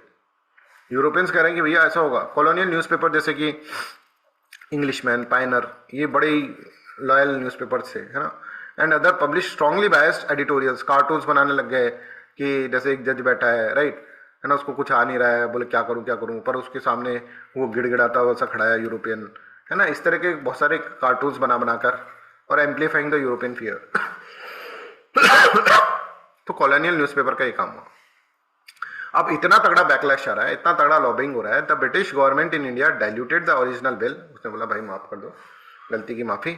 Before enactment the law was pass in January 1884 with a significant compromise करके करा गया। उसमें क्या करा, इंडियन जज were granted authority to try European British subject. ठीक है, कोई दिक्कत नहीं, हम करेंगे, but European defendants were allowed, जो डिफेंडेंट्स हैं, जो उसके केस लड़ रहा है, to request trial by jury, कि ऐसी जूरी से ट्रायल हो, ठीक है, जिसमें जजमेंट जिसमें जो लोग हो, at least half of its members being Europeans और अमेरिकन्स, इफ ए इंडियन जज प्रिसाइड। अगर इंडियन जज प्रिसाइड कर रहा है तो आप ऐसे कह सकते हैं कि साहब हमको तो ऐसी जूरी चाहिए जिसके अंदर आधे से ज्यादा जो लोग हो वो कौन हो, वो यूरोपियंस हो। This diluted version preserved racial privileges and limit the reform impact, right. I hope this is clear to everyone. ये था इल्बर्ट बिल कंट्रोवर्सी का। अब इल्बर्ट बिल कंट्रोवर्सी जब हुई तो हमें ये समझ में आ गया भाई ये लोग है ना, हमको कहीं का नहीं छोड़ना चाहते, ठीक है, ये लोग हमसे एक तरह से क्या है, हमको कहीं इक्वलिटी नहीं देंगे, राइट। और इसका इम्पैक्ट नेशनलिस्ट पे बहुत ज़्यादा पड़ा। नेशनलिस्ट को ऐसा लगा कि यार हम एक तरह से क्या हो गए, हम तो एक तरह से सब्जेक्ट ऐसे हो गए जो कि नॉन प्रिविलेज सब्जेक्ट है ना, सेकंड सिटीजन्स की तरह हमको ट्रीट करा जा रहा है, ऐसा इसके अंदर बोला। तो यहाँ से आप इसके अंदर ये भी देखो कि ये जो डायमेंशन होगी, राइट, इससे एक नेशनल कॉन्शियसनेस जनरेट होगी। और लॉर्ड लाइटन कुछ काम करके गए थे पहले से, राइट, उससे एक नेशनल कॉन्शियसनेस जनरेट होगी कि ब्रिटिशर्स हमारे सगे नहीं है, राइट, हमको ये गवर्नेंस नहीं दे सकते। जो इंटेलेक्चुअल क्लास थे, अब इसका इम्पैक्ट ये पड़ेगा, इल्बर्ट बिल कंट्रोवर्सी, लॉर्ड लाइटन का ये पड़ेगा। जो ब्रिटिशर्स कह रहे थे ना कि हमारे जो इंटेलेक्चुअल कह रहे थे, कल मैंने आपको बताया 1857 के रिवोल्ट के अंदर, कि ये हमारे बहुत मॉडर्न लॉज लेकर आएंगे, नॉन डिस्क्रिमिनेटरी लॉज लेकर आएंगे, रूल ऑफ लॉ लेकर आएंगे, राइट टू इक्वलिटी वाला सिस्टम लेकर आएंगे, वो सबके भ्रम टूट गए। समझ रहे, जो कॉफी पी के बोलते थे, कल मैंने आपको बताया, उनके भ्रम टूट गए। उन्होंने कहा कि भाई नहीं, ये तो खराब आदमी है भाई, खराब आदमी को सपोर्ट कर दिया, ठीक है, उनको ऐसा लगेगा। आई होप दिस इज क्लियर, यहां तक सबको क्लियर है। तो इस अंडरस्टैंडिंग के साथ अब हम एंटर करने वाले हैं एक ऐसी ऑर्गेनाइजेशन में जो आज भी एग्जिस्ट करती है, ठीक है, बट एग्जिस्ट तो करती है बट इतना ज़्यादा इफेक्टिव नहीं है अभी, right. That is we are reading और we are going to understand about Indian national Congress, ठीक है। आज भी इंडियन नेशनल कांग्रेस जो है ना, वो वही वाली कांग्रेस है। इसलिए बोलते हैं ना कि भाई बहुत बड़ी ऑर्गेनाइजेशन है हमारी, ऐसे थोड़ा ना, पर आज उसका वर्चस्व बहुत कम हो गया, राइट। खैर, पर फ्रीडम स्ट्रगल के अंदर बहुत इंपॉर्टेंट रोल प्ले करेगा। ये हम एक नया अध्याय शुरू कर रहे हैं, ठीक है। यहां तक की कहानी समझ गए अब यहां था पार्ट 1, धुरंधर का पार्ट 1 आया था ना ऐसे। अब धुरंधर का पार्ट 2 है रिवेंज, है ना सर। सर वो एक बार वो लास्ट वाला पॉइंट रिपीट कर दीजिए, वो कौन सा, जजेस एक्ट वाले का। ये सर, ये लास्ट पॉइंट है सर। देखो, मान लो कोई इंडियन जज है, ठीक है, वो यहाँ पर एक तरह से सब्जेक्ट्स को, यहाँ पर वो यूरोपियंस को यहाँ पर एक तरह से इसका, अब पहले तो ऐसा होता था कि इंडियन जज है तो अब जज का पूरा जूरी बैठता था ना, जूरी बैठता है पूरा, राइट। ये प्रिसाइड ये कर रहा है इंडियन जज, और एक जूरी बैठता था जिसमें हो सकता था पहले कि सारे इंडियंस भी हों, ठीक है, या फिर मेजोरिटी में इंडियंस हो, इस तरह से भी हो सकता था, राइट। ये एक सिस्टम, इस सिस्टम के अंदर यूरोपियंस को बड़ी प्रॉब्लम थी। अब इल्बर्ट बिल के अंदर ये बोल रखा था कि इंडियन जज प्रिसाइड करेगा, पहले तो प्रिसाइड भी नहीं करता था, बट अब प्रिसाइड करने के साथ अगर ये वाली कंडीशन बन गई तो फिर यूरोपियंस को बहुत दिक्कत हो गई। तो उन्होंने कहा थोड़ा सा इसके अंदर अब इसको हटा तो सकते नहीं है, क्योंकि हटा देंगे तो फिर ये आएगा कि तुम्हारे ऊपर कि भाई तो बड़े डिस्क्रिमिनेटरी हो, और कंट्रोवर्सी इतनी फैल चुकी है कि लोगों तक पहुंच चुकी है, पूरे वर्ल्ड के अंदर कंट्रोवर्सी फैली हुई है ना। तो इन्होंने क्या कहा कि भाई अब इनको क्या कर सकते हैं हम ज़्यादा से ज़्यादा कि इंडियन जज रखें यहाँ पर, और इससे बोले कि भाई डिफेंडेंट मतलब जो डिफेंड कर रहा है केस को, ठीक है, लॉयर जो है, उसको ऐसे बोले कि तू चाहे तो ये डिमांड कर सकता है, हम आपको प्रोवाइड करेंगे कि 50% जो होंगे ये लोग जो जूरी में बैठे हैं दैट शुड बी यूरोपियंस। ये तुम डिमांड कर सकते हो और you have the right to do the this demand, ठीक है। किसने पूछा? तुषार। जी सर, जी समझ गया सर, थैंक यू। ठीक है, चलो तो हम एक ऐसी ऑर्गेनाइजेशन के अंदर अब एंटर करने वाले हैं, ठीक है, इंडियन नेशनल कांग्रेस, ठीक है। आज भी इसका अगर हम देखें पास से लेकर अभी तक का इम्पैक्ट अगर हम देखेंगे तो इंडियन पॉलिटिक्स के अंदर आज भी इसका इम्पैक्ट है, राइट, इतना नहीं है पर है, पर नेशनल स्ट्रगल के अंदर इसका बहुत मेजर रोल है बच्चों। तो हम इसके लिए ये इसलिए आपको बता रहे हैं कि आज तुम इंडियन नेशनल कांग्रेस को आज की कांग्रेस से कंपेयर करके अपना मिथ मत एस्टेब्लिश कर लेना कि ये भी भाई ऐसी थी। ये बड़ी ही नेशनलिस्ट कांग्रेस है, ठीक है। यहाँ पर हमारे पास एक पर्पस है, ठीक है। यहाँ के लीडर बहुत बड़े बड़े लीडर हैं, ऐसे लीडर जिनके बारे में हम बोलें तो हमको कान पकड़ कर बोलना चाहिए, है ना। इतने रेस्पेक्ट आपको देना है इसको, इंडियन नेशनल कांग्रेस को। अभी ऐसा नहीं कि साहब सोनिया गांधी और राहुल गांधी आप उसको क्रिटिसाइज करते हैं तो ये तो पहले से भी ऐसी थी, नहीं। ये जो यहाँ से जो लीडर्स निकल कर आएंगे ना, इन्होंने हमको आजादी दिलाई, ऐसे समझकर तुमको आंसर राइटिंग करनी। इंडियन नेशनल कांग्रेस का बहुत बड़ा इंपैक्ट है एक इंडियन पॉलिटिक्स के ऊपर। बिफोर इंडिपेंडेंस तो बहुत ज्यादा है, आफ्टर इंडिपेंडेंस भी है, पर बिफोर इंडिपेंडेंस तो भाई इन्होंने आजादी दिलाई है, ऐसे ही करके अपन को चलना है।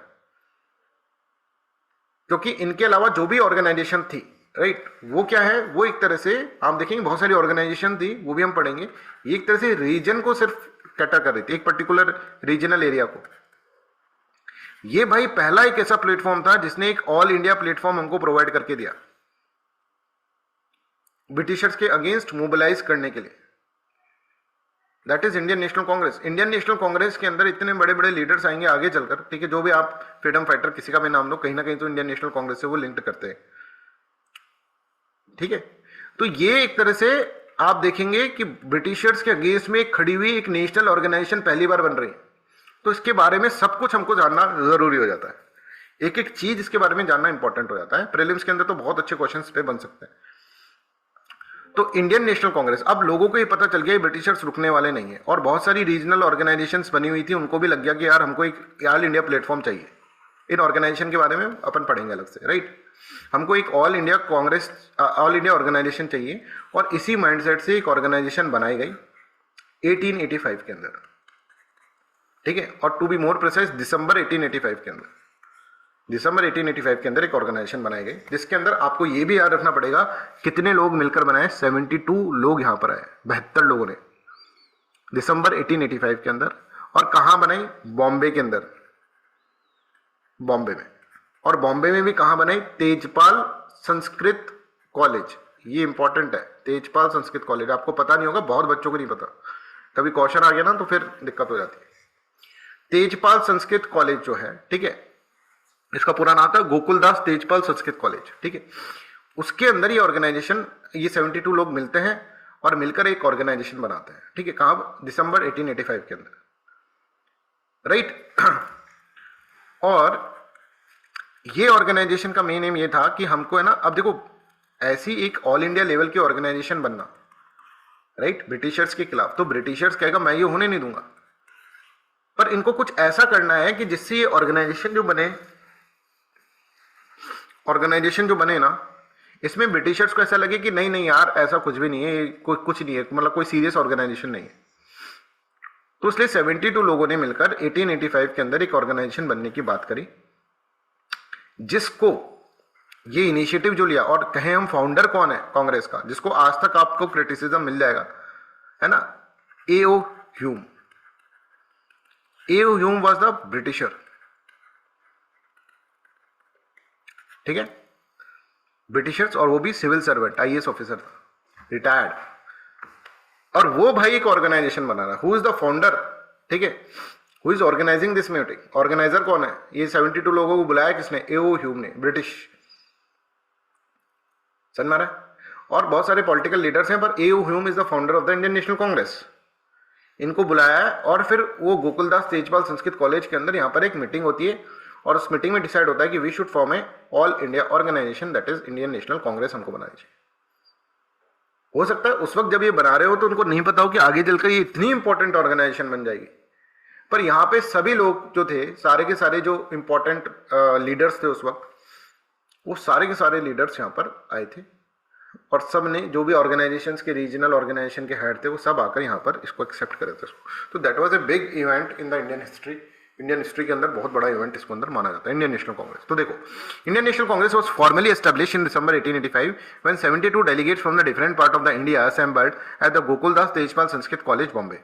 The session was held at 28 December 1885। देखो इसके सेशन जो है ना, अभी हम बात करेंगे इसके बारे में। And was presided over by the Umesh Chandra Banerjee who become the first president of Indian National Congress। करेंगे इसके बारे में बात। The initiative for organizing this meeting was taken by the A.O. Hume, a retired British civil servant, with the support of the Indian political leaders। ठीक है, अब इनको एक ऑल इंडिया लेवल की ऑर्गेनाइजेशन बनानी थी, राइट। तो यहां पर देखो, इंडियन नेशनल कांग्रेस के अंदर 1885 के अंदर, दिसंबर 1885, राइट। अभी हम बताएंगे इसकी वर्किंग कैसे होती थी। 28 दिसंबर 1885 को पहला एक तरह से मीटिंग होती है और पहला इलेक्शन में जो होता है, WC बनर्जी यहाँ पर जीतते हैं बॉम्बे से। अब इलेक्शन जो था ना, that would be on the base of consensus, not कि भाई वोटिंग करा, जिससे कि देखो हर चीज इनको है ना फूक फूक के रखनी है। अब देखो कितना फूक फूक के रखा था उस वक्त कदम, ये आप देखो। सबसे पहले कि ब्रिटिशर्स हमारे अगेंस्ट में नहीं जाए, तो बंदा जो है, जो बुलाने वाला बंदा है, वो ब्रिटिश सिविल सर्वेंट ही हो। तो ब्रिटिशर्स को लगेगा कि यार नहीं ये तो ठीक ही ऑर्गेनाइजेशन होगा, ब्रिटिश सिविल सर्वेंट बना रहा है, कोई ऐसा ऑर्गेनाइजेशन होगा। पहला पॉइंट ये है। दूसरा पॉइंट ये है कि हमको पूरे भारत देश को के अंदर एक यूनिटी लेकर आनी है। और यूनिटी लेकर आनी है मतलब क्या है कि ऐसा नहीं होना चाहिए कि रीजन के बेसिस पे हम, क्योंकि रीजनल ऑर्गेनाइजेशन बहुत सारी है ना, रीजनल ऑर्गेनाइजेशन बहुत सारी है। बॉम्बे के अंदर भी बहुत सारी है, कलकत्ता के अंदर भी बनर्जी और इन सब की बहुत सारी ऑर्गेनाइजेशंस थी, ठीक है। मेहता साहब की बॉम्बे के अंदर थी, ये सब पढ़ेंगे अपन ऑर्गेनाइजेशन, मद्रास में भी है। तो ऐसा ना लगे, और ऐसा ना लगे कि जब हम, तो एक ऑल इंडिया डायमेंशन दिखना चाहिए। तो बॉम्बे के अंदर मीटिंग हो रही थी, तो बॉम्बे के अंदर बंगाल के बनर्जी को लिया गया यहाँ पर। अगर बॉम्बे के अंदर बॉम्बे वाला ही डाल देते ना, कोई भी है ना, नरोजी टाइप के, दादा भाई नरोजी, ये डाल देते बॉम्बे के अंदर, तो दैट विल क्रिएट कि बॉम्बे वाली ही कोई, तो इसमें बॉम्बे और बंगाल को लिंक कर दिया। देखो WC बनर्जी को लिया गया। इसके पहले 4 सेशन देखो आप। सेकंड सेशन जो है वो कलकत्ता के अंदर हुआ है। कलकत्ता के अंदर कोई बनर्जी आनी चाहिए, चटर्जी बनर्जी ऐसा कुछ आना चाहिए, पर यहां पे दादा भाई नौरोजी को लिया गया।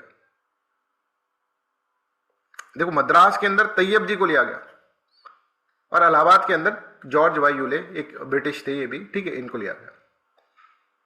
तो इसके पहले 4 सेशन में आप देखो कि किस तरह से ये प्लानिंग कर रहे हैं कि बॉम्बे में बॉम्बे वाला आदमी आएगा तो क्या मतलब है, और एक तरह से नेशनल लीडर्स बनाने हमको कि बंगाल वाले लीडर को जाने कौन, बॉम्बे वाले भी, कलकत्ता के लीडर को जाने बॉम्बे वाले भी, बॉम्बे के लीडर को जाने कलकत्ता वाले। इसीलिए तो क्या है, कलकत्ता के अंदर दादा भाई नौरोजी को रखा है। तो पहले ये 4 session, that is very important. और इसके अंदर आप कैसे याद करोगे, इसके अंदर ये देखो, ये बनर्जी है, ये नरोजी है, ये तैयब जी है, और ये वाई यूले है, राइट। इनके सरनेम ले ली सबके, और सरनेम से बन गया बंटी। सबसे पहले बंटी आए, बंटी, ठीक है, बंटी आए, ठीक है। और ये है बॉम्बे, कलकत्ता, मद्रास और इलाहाबाद। ये 4 आपको इसके अंदर इस तरह से याद करना है। तो BCMA और बंटी, इस तरह से आपको याद करना है, ठीक है।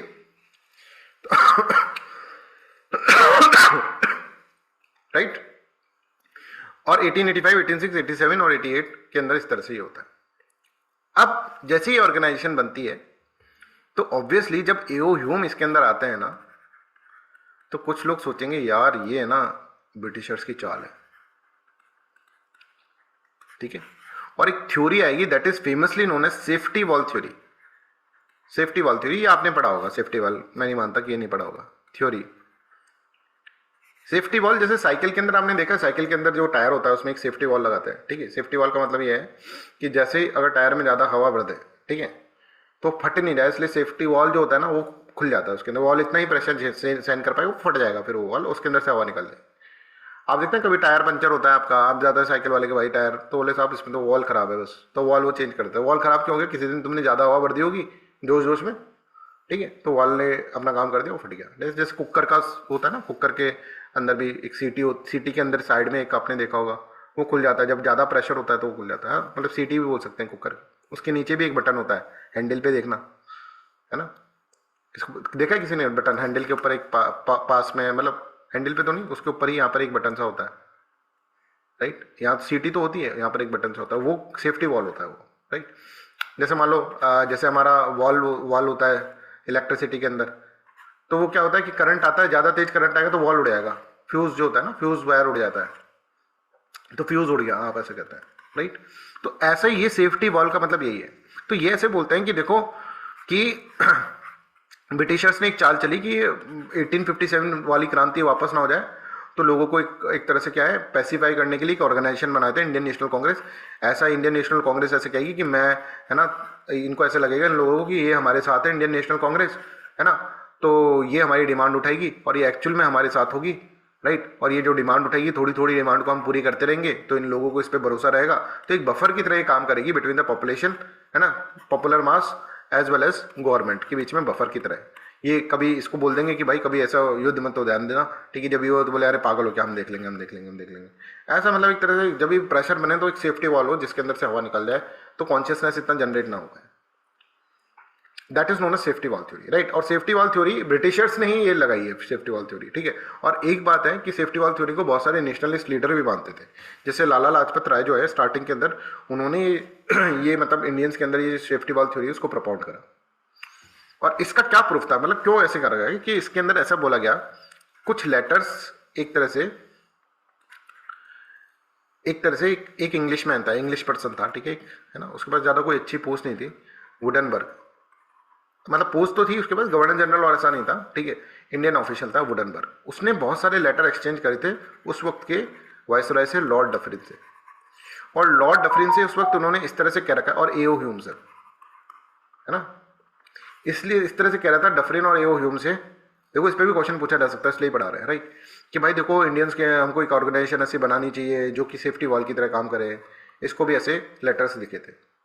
और उसके बाद ये ऑर्गेनाइजेशन बनी कि ब्रिटिश के रूल को प्रोटेक्ट करने के लिए हमें एक ऑर्गेनाइजेशन बनानी चाहिए, let's have a organisation which will protect the Britishers rule. Sir एक क्वेश्चन है यहाँ पे, हाँ, तो ब्रिटिश ने सेफ्टी वॉल की थ्योरी दी थी या सच में कांग्रेस सेफ्टी वॉल दी थी? अभी बता रहे हैं, सुनो तो सर, ये भाई दूसरी थ्योरी भी तो आएगी अभी, है ना। तो वुडनबर्ग, हालांकि ऐसे लेटर कभी भी आज तक कहीं मिले नहीं, तो ये एक हाइपोथेटिकल सिचुएशन मानी जाती है, राइट। तो ये जो सेफ्टी वॉल जो थ्योरी है, राइट, इसके अंदर आप यहाँ पर समझो कि यहाँ पर देखना कि safety wall theory was based on a story narrated, एक स्टोरी इसलिए बोल रहे हैं बिकॉज इसका कभी प्रूफ हमको नहीं मिला, नरेटेड बाय इंग्लिशमैन वुडनबर्ग, इसने ये फैलाई थी ये चीज, who claim that the letters were exchange between the AO Humes and Lord Dufferin regarding the formation of the political organisation the interest of the British rule, ठीक है, उसने ऐसे बोला कि ये तो भाई, और ये कॉन्सेप्ट को बहुत सारे लोगों ने हमारे यहाँ पे एक्सेप्ट भी करा, ऐसे नहीं, Lala Lajpat Rai was very much confirm about this कि हाँ भाई ऐसा था, पर बाद में फिर वो खुद ही कांग्रेस के पार्ट हो गए, right. Concept of safety wall says that the British had seen the political situation in the country leading to another rebellion on the lines of the mutiny 1857, कहीं ऐसा ना आ जाए, so they wanted to provide a platform to the people where they could discuss their political problems. Indian national Congress was founded by retired civil servant and not by an Indian, ठीक है, ये भी एक बहुत बड़ा इसके अंदर एक तरह से एविडेंस की तरह काम कर रहा है सेफ्टी वॉल थ्योरी के अंदर। It was said that the INC was started by the viceroy Lord Dufferin with the safety wall against the popular discontent, ठीक है। तो भारतीयों के अंदर से लाला लाजपत राय ने भारत के अंदर ही सेफ्टी वॉल जो है ना ये थ्योरी, राइट, ये तो हमको एक तरह से वहां पर मिल गया था कॉन्सेप्ट, ठीक है, पर लाला लाजपत राय ने इंडिया के अंदर ये प्रपोज करा सेफ्टी वॉल थ्योरी, मतलब Lala Lajpat Rai supported this theory. और RC Dutta opine that Indian national Congress was born out of a conspiracy about a popular uprising in India, कि भाई भारत के अंदर 1857 जैसी क्रांति आने वाली थी, है ना, लॉर्ड लाइटन ऐसे कर गए, उसके कारण है ना एक तरह से टू पैसिफाई इंडियंस उन्होंने इस तरह की ऑर्गेनाइजेशन बनाई। और in India and the bourgeois leader, और बर्जुआज लीडर जो है कैपिटलिस्ट क्लास, इन्होंने मिलकर ये एक तरह से प्लानिंग करी, है ना, ये कम्युनिस्ट थे आरपी दत्ता, राइट। तो I hope this is clear to everyone, यहाँ तक सबको समझ में आ रहा है, ठीक है। अब ये तो सेफ्टी वॉल थ्योरी के बारे में बात है, चलो इसके ऊपर कुछ क्वेश्चंस कैसे बन सकते हैं ये मैं आपको बता देता हूँ। इसका आंसर यहाँ पर दे रखा है, बी करेक्ट आंसर है, देख लो इसको एक बार पढ़ लो किस तरह का क्वेश्चन सी बनता है।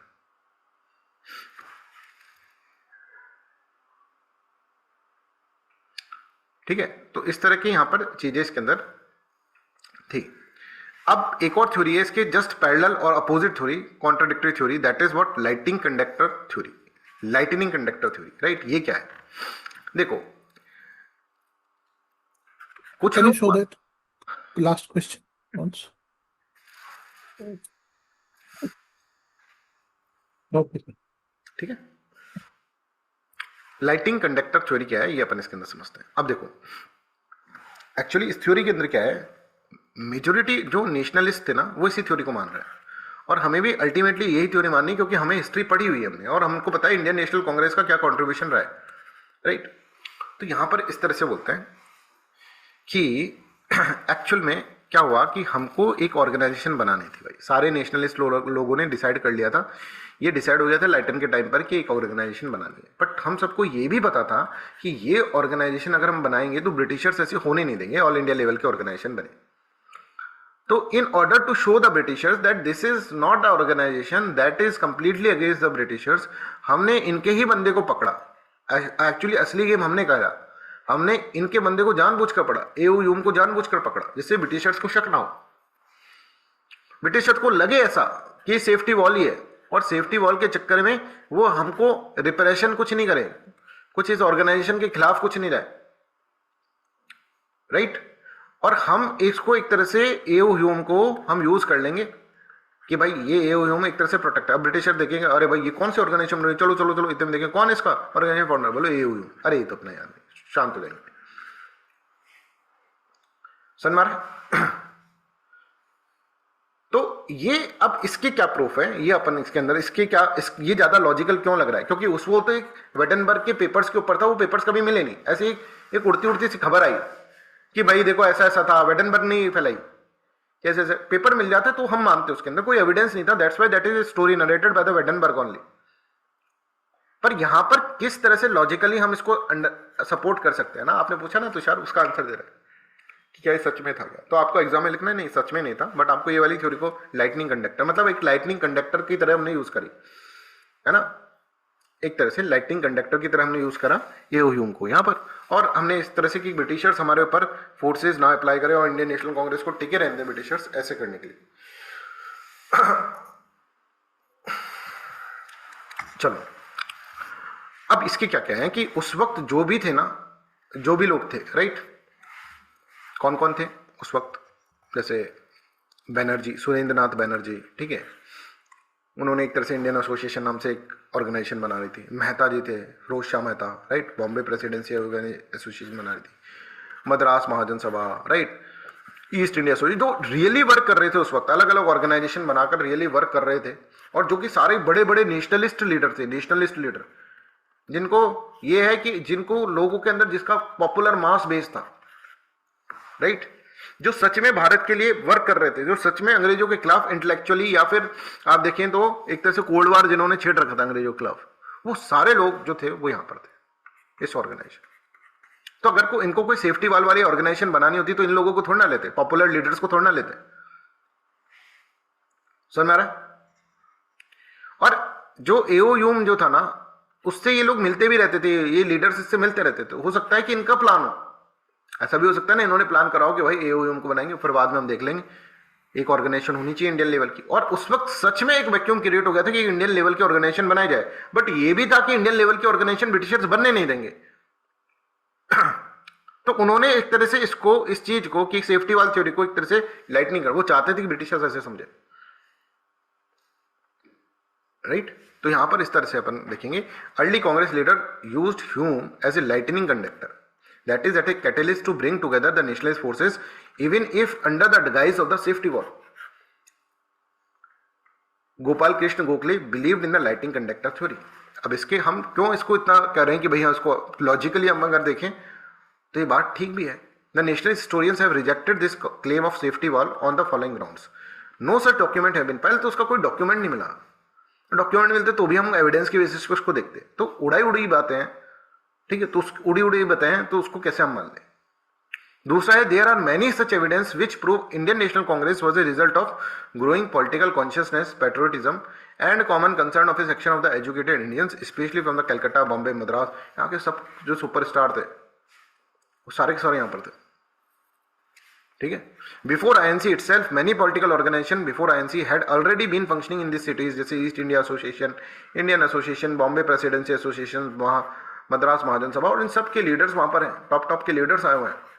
The leaders of this organisation meet regularly AO Hume in the India and Dadabhai Naoroji in the England. और मीटिंग में ये कहते थे यार चलो एक इंडियन ऑर्गेनाइजेशन बनाते हैं लोगों के लिए, जिससे कि एक पूरा का पूरा इस तरह की ऑर्गेनाइजेशन यहाँ पर बने। ठीक है, I hope this is clear. तो हमें ये सपोर्ट करना है, हमें सेफ्टी वाल को लिखना है, सेफ्टी वाल को समझना है, पर सपोर्ट हमें ये वाली चीज करनी है एग्जाम के अंदर। Tushar, is this clear? Yes sir, yes sir. चलो, तो हमने इंडियन नेशनल कांग्रेस तक इस तरह से इसके अंदर पढ़ लिया। अब इंडियन नेशनल कांग्रेस बन चुकी है, अब इसके दो फेजेस हमको पढ़ने हैं। ठीक है, एक तो 1885 से 1905 तक, जिसको हम कह रहे हैं मॉडरेट फेज। ठीक है, जिसको हम बोलते हैं मॉडरेटर्स, है ना, मॉडरेट फेज। और एक 1905 ऑनवर्ड्स, जिसको हम कहते हैं एक तरह से मॉडरेट और पैसिविस्ट, अगर हम इसके अंदर देखें एक्सट्रीमिस्ट फेज भी आप इसके अंदर बोल सकते हैं। ठीक है, बट वो एक तरह से क्या होगा कि एक तरह से मॉडरेट फेज से हम दूर जाए, हम इसको नॉन मॉडरेट फेज बोलते हैं तो दैट विल बी बेटर। पर यहाँ पे एक्सट्रीमिस्ट फेज भी बोलते हैं, पर एक्सट्रीमिस्ट फेज थोड़े टाइम पीरियड के लिए रहा था, फिर एक तरह से गांधी आने के बाद ये पैसिविस्ट हो जाएगा। उसका अंदर हम डिफरेंस आपको बताएंगे। तो बुक्स में ऐसे बोल रहे हैं extremist phase, but that is not right word. हम बताएंगे क्यों राइट वर्ड नहीं होता। एक्सट्रीमिस्ट मॉडरेट्स का मतलब क्या होता है ये अपन इसके अंदर होता है। ठीक है, तो हम यहाँ पर इसके अंदर देखते हैं कि मॉडरेट फेज का मतलब क्या है। अब जैसे अगर आप क्रिकेट के मैच के शौकीन हो, ठीक है, और जो पहले जैसे क्रिकेट मैच होते थे, राइट, तो उसमें क्या होता था कि जो ओपनर्स होते थे ना, ओपनर्स, उनका एक रोल होता था क्या, कि भाई सामने से ना बॉल जो होगी वो बहुत, उसके अंदर बहुत शाइन होगी, और शाइन वाली बॉल है ना बहुत अच्छा सा स्विंग देती है, राइट। अगर आपने देखा ना, स्विंग बहुत अच्छा देती है और बहुत स्पीड में आती है और पड़ते ही किधर जाएगी पता नहीं चलेगा, राइट। तो उन्होंने कहा कि यार मॉडरेट्स, ये जो होते हैं ना, ये ओपनर्स होते हैं, उनका यही काम रहता था। पर आजकल तो T20 में तो नहीं रहता ये काम, T20 वाला फॉर्मेट हो गया। पहले अगर ये एग्जांपल सही बैठ जाता था, 50 ओवर का मैच है तो उसमें ऐसे बोलते हैं भाई तू है ना टिके रहना और बॉल की शाइन जो है ना उसको निकाल दे, जिससे बॉलर को फायदा नहीं रहेगा। तेरे को ये काम है कि आने वाले प्लेयर को है ना सपोर्ट मिल जाए। तो तू ही आउट हो गया पहले ही तो फिर दिक्कत हो जाएगी, फिर बॉल की शाइन कौन हटाएगा? वही थर्ड वाला जो नंबर पे आ रहा है उसको बॉल की शाइन मतलब उसको है ना बस आगे बढ़कर शॉट मारना है, उसको यही आता है, उसको यही सिखाया जा रहा है। और तेरे को ही सिखाया जा रहा है कि तू उसको खेल खेल के, क्योंकि जैसे ही तू करेगा, कट बहुत अच्छे लगते हैं, शाइन जब होती है ना बॉल की तो एकदम से कट लग के सीधे विकेट कीपर के हाथों में या फिर स्लिप पे चला जाता है। तो वो चीज तो हटा दे और थोड़ा बॉल को मार, फोर्सली मार, जिससे क्या हो कि बॉल की शाइन हटे। जल्दी से जल्दी अपन को शाइन हटानी है बॉल की, जिससे बॉलर को जो होता है ना, आप देखो पहले ओवर उससे कराते हैं, जो सबसे खतरनाक बॉलर होता है उससे पहला ओवर डलवाता है। क्यों? क्योंकि बॉल को यूज करना है। तो हमारे जो मॉडरेटर्स थे ना, जो पहला फेज था वो जस्ट लाइक दिस ओपनर्स, क्या अब तुम जाओ और लोगों को एक मोबिलाइज करो। अब ऐसे नहीं बढ़ गए हमारी मांगे पूरी करो, आजादी दे दो साहब हमको, सीधे बढ़ते आजादी दो, अंग्रेजों भारत छोड़ो, अगस्त 1942 की क्रांति आ रही है, ऐसा मत कर देना। समझ में आ रहा है? पहले कुछ टाइम पीरियड के लिए तुमको क्या करना पड़ेगा, एक तरह से ब्रिटिशर से पिटिशंस के थ्रू बात मनवानी पड़ेगी, प्रेयर्स के थ्रू, पिटिशन प्रेयर, इस तरह से यहां पर आपको करना पड़ेगा, राइट। न्यूज़पेपर में कुछ आर्टिकल छप गए कि इन्होंने ऐसे करा ये सब, तो इसका एक अपन को फंक्शनिंग समझनी पड़ेगी, मॉडरेट फेज की कैसे फंक्शन और कैसी ऑल इंडिया कांग्रेस की कैसे जो थी वो फंक्शनिंग थी, अपन को समझना पड़ेगा। तो ये लोग मिलते थे 28 को, 28 ऑफ दिसंबर, जैसे अभी हो रहा होता, अभी कांग्रेस का सेशन चल रहा होता, ठीक है। पूरे साल में लास्ट में ये मिल रहा है, न्यू ईयर से पहले 28, 29 और 30 और 1 तक ये रहते, 31 तक ये रहेंगे, इस तरह के होंगे। फिर आराम से बढ़िया सा न्यू ईयर बनाएंगे, नई साल की मुबारक देंगे। 28 दिसंबर तो ऐसे निकल जाता था क्योंकि यहाँ पे प्रेसिडेंट को इलेक्ट कराया जाता था, ठीक है। और president was not elected, one president consensus के बेसिस, कंसेंसस मतलब यहाँ पे जो सारे लोग बैठे हैं ना उनके बीच में एक कंसेंसस एस्टेब्लिश हो जाए कि हाँ भाई ठीक है ये बंदा सही है, सब ऐसे बोलते हैं। ऐसा नहीं कि कई ऐसे बैठ रहे हैं आपस के अंदर, ये सब ऐसा नहीं होना चाहिए। तो प्रेसिडेंट जो इलेक्ट, ये बाद में होगा, है ना, बाद में होगा। बहुत बुरी तरह से प्रेसिडेंट के ऊपर है ना लड़ाई बहुत सारी हुई। सूरत स्प्लिट का भी एक रीजन था, आप लोगों को नहीं पता होगा बट मैं बताऊंगा आपको जब सूरत स्प्लिट समझाऊं। प्रेसिडेंट को इलेक्ट करा, फिर ये प्रेसिडेंट वाला अपने भाषण देता था, एक प्रेसिडेंट एड्रेस, ठीक है। और फिर ये क्या करता था, फिर ये ऐसे बोलता था कि भाई हमारे क्या क्या ऑब्जेक्टिव होंगे इस साल, आने वाले साल के अंदर हमको क्या क्या ब्रिटिशर से करवाना है। तो उसका एक पूरा का पूरा क्या होता था, एक परफॉर्मा बनता था कि ये डिमांड्स हमको मनवानी है। और डिमांड जो होती थी जनरली एक तरह से ऐसी डिमांड्स होती थी जिसके अंदर जो ब्रिटिशर्स से आपको मनवानी है, बट मनवाने का तरीका क्या होता था वो हम बताएंगे अभी आपको, ठीक है। और फिर अगला साल जो होता था उसके अंदर पूरे टाइम वो ये बातें करते थे, राइट। और उसके बाद है ना, तो ये इस तरह से बोलते थे। इसके बाद ये क्या करेंगे, पेपर में छपवाएंगे इस चीज़ को कि देखो ये इसके अंदर सेशन हुआ और सेशन के अंदर इस तरह से यहाँ पर हुआ। तो एनुअल सेशन जो होता था वो, और annual session different different city, जैसे मैंने आपको बताया पहले, एक बॉम्बे में हो गया, एक कलकत्ता के अंदर हो गया, एक इलाहाबाद के अंदर, तो डिफरेंट सिटीज़ के अंदर, जिससे कि वहाँ पर जाकर कॉन्शियसनेस जनरेट हो। सबसे पहले अपना प्रेसिडेंट इलेक्ट करते थे, पहले कंसेंसस के थ्रू करते थे, फिर वोटिंग करवा लेते थे, कंसेंसस के ऊपर वोटिंग करा लेते। फिर एक रिजोल्यूशन ये पास कर रहे हैं, they are passing a resolution. इसमें लिखा हुआ है कि भैया हमको ये काम करना है, राइट।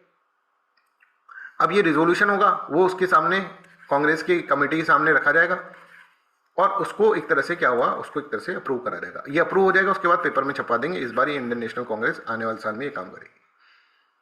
अच्छा, अब इसके आगे की कहानी क्या होता था, अब ये ब्रिटिशर्स के पास चिट्ठी लिखते थे। अब चिट्ठी कुछ इस तरह से होती थी, आपको यहाँ पर समझना पड़ेगा, ये ना, ये सब कोई कहानी नहीं है, ये सब इंपॉर्टेंट है। प्रेयर के फॉर्म में, महामहिम, राइट, ये सारे आपको है ना उसके अंदर मिल जाएंगे, नेशनल म्यूजियम में ये सारे लेटर्स मिल जाएंगे आपको। ये बहुत इधर से चरणों में गिर गए। वैसे तो आप बहुत बिजी होंगे, पर आपके कुछ कीमती वक्त में से कुछ पल अगर हम आपको दे दें, आप हमको दे दें, तो हम आपके बहुत ही आभारी रहेंगे। एक आपसे दरख्वास्त थी, राइट, कि हमने ये सोचा था कि हमारे साथ ऐसा ऐसा ये हो रहा है, महामहिम कृपा करके इसको करने की कोशिश करें। वैसे तो आपका टाइम हमने बहुत वेस्ट कर दिया है, पर सॉरी, गलती की माफ़ी, है ना, और आपका बहुत बहुत बहुत बहुत आभारी। ठीक है, यहाँ पे लिखा होता था लीडर का नाम, गोखले। समझ में? ऐसी पिटीशन प्रेयर के थ्रू वो क्या करते थे, ब्रिटिशर्स को देते थे। कोई ऐसा नहीं कि इंडियन नेशनल कांग्रेस हो वो झंडे लेके खड़े हो गए, हमारी मांगे पूरी करो, हमारी मांगे पूरी करो, अंग्रेजों भारत छोड़ो, ऐसा कुछ नहीं। स्टार्टिंग का मॉडरेट फेस आपको ये समझना होगा, ठीक है, कि मतलब रेजोल्यूशन हो रहा है और रेजोल्यूशन के बाद ऐसा नहीं हो रहा है कि बहुत ज़्यादा ये कर रहे हैं, प्लस मोबिलाइज करके लोगों को कृपा करके दे दो, आप तो हमारे बहुत हैं, आप ही तो माई बाप हैं भाई, आपके बिना तो हम पैदा भी नहीं होते, राइट, आप हमारे लिए इतना कर रहे हैं तो थोड़ा ये भी कर दो साहब, है ना, गुजारिश है साहब आपसे। इस तरह की पिटिशंस यहाँ पर, और ये आपको जो आप कहते हैं ना कि जो एक्सट्रीमिस्ट लीडर है उनके भी साइन आपको यहाँ पे मिल जाएंगे। नेशनल म्यूजियम में जाकर देखना एक बार, नेशनल म्यूजियम में जाना चाहिए आपको वैसे, है ना, दिल्ली के अंदर है, उसके अंदर बहुत सारे लेटर्स हैं, वो सब चीज़ें पढ़ोगे ना तो एक तरह से रियलिटी चेक होगा आपका, राइट, कि कैसे कैसे होते थे उस वक्त। क्योंकि अब भाई हमको क्या पता कि 1935 का एक्ट है, उसके अंदर ब्रिटिशर ये प्लानिंग कर रहा है कि आने वाले 100 साल तक हम भारत को रूल करेंगे, ऐसा कोई एक्ट हमको बनाना है।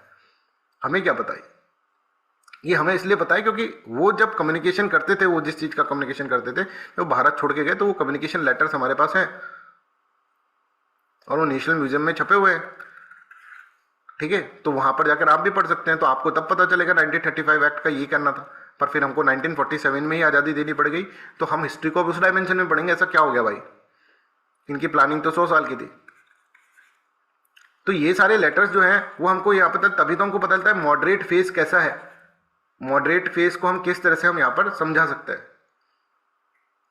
तो इनकी डिमांड्स होती थी, और जनरली आप इनकी डिमांड भी देखोगे तो इनको एक यूनिटी क्रिएट करनी है लोगों के अंदर, थोड़ा सा लोगों को ऐसा कॉन्फिडेंस में लेकर आना है ना, जैसे वो ओपनर कर रहा है ना काम, वैसा ब्रिटिशर्स से भी नहीं लड़ना, ब्रिटिशर्स को भी थोड़ा सा कॉन्फिडेंस में लिया है, राइट। बाद में कर लेंगे भाई, बाद में छक्के चौके तो बाद में लगाएंगे, अभी बॉल की शाइन हटाने का काम कर रहे हैं। आई होप दिस इज क्लियर। इस डायमेंशन से तुमको पढ़ना पड़ेगा ये, और सारे लोगों को मोबिलाइज कर रहे हैं, अलग अलग सिटीज में जाकर मोबिलाइजेशन कर रहे हैं।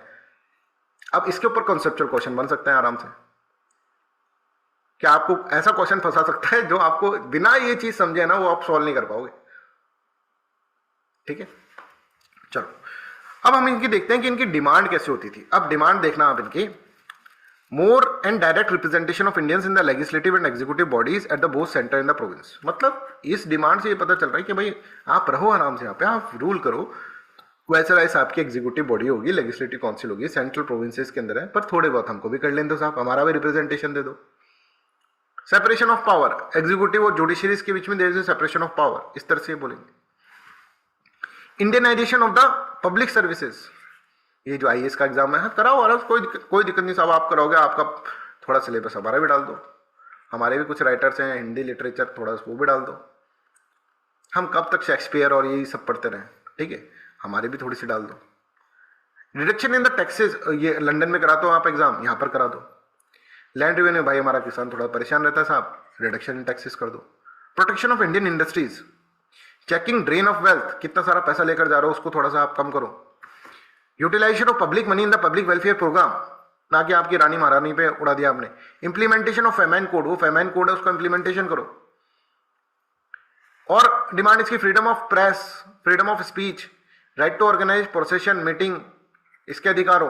Appointment of Indians in the government services, specific proposals were made to open agricultural banks for the relief of peasantry, to increase the power of the legislative council, abolition of the salt tax.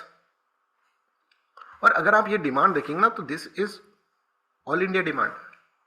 ऐसा है जिसको भाई जो पढ़ा लिखा आदमी है उसको ये डिमांड बड़ी पसंद आएगी, सेपरेशन ऑफ पावर। इंटेलेक्चुअल लोगों को ये डिमांड बड़ी पसंद आएगी, ठीक है। जो एस्पिरेंट है, आप जैसे एस्पिरेंट है, उनको इंडियनाइजेशन ऑफ पब्लिक सर्विस, वाह भाई कांग्रेस मेरी डिमांड उठा रहा है।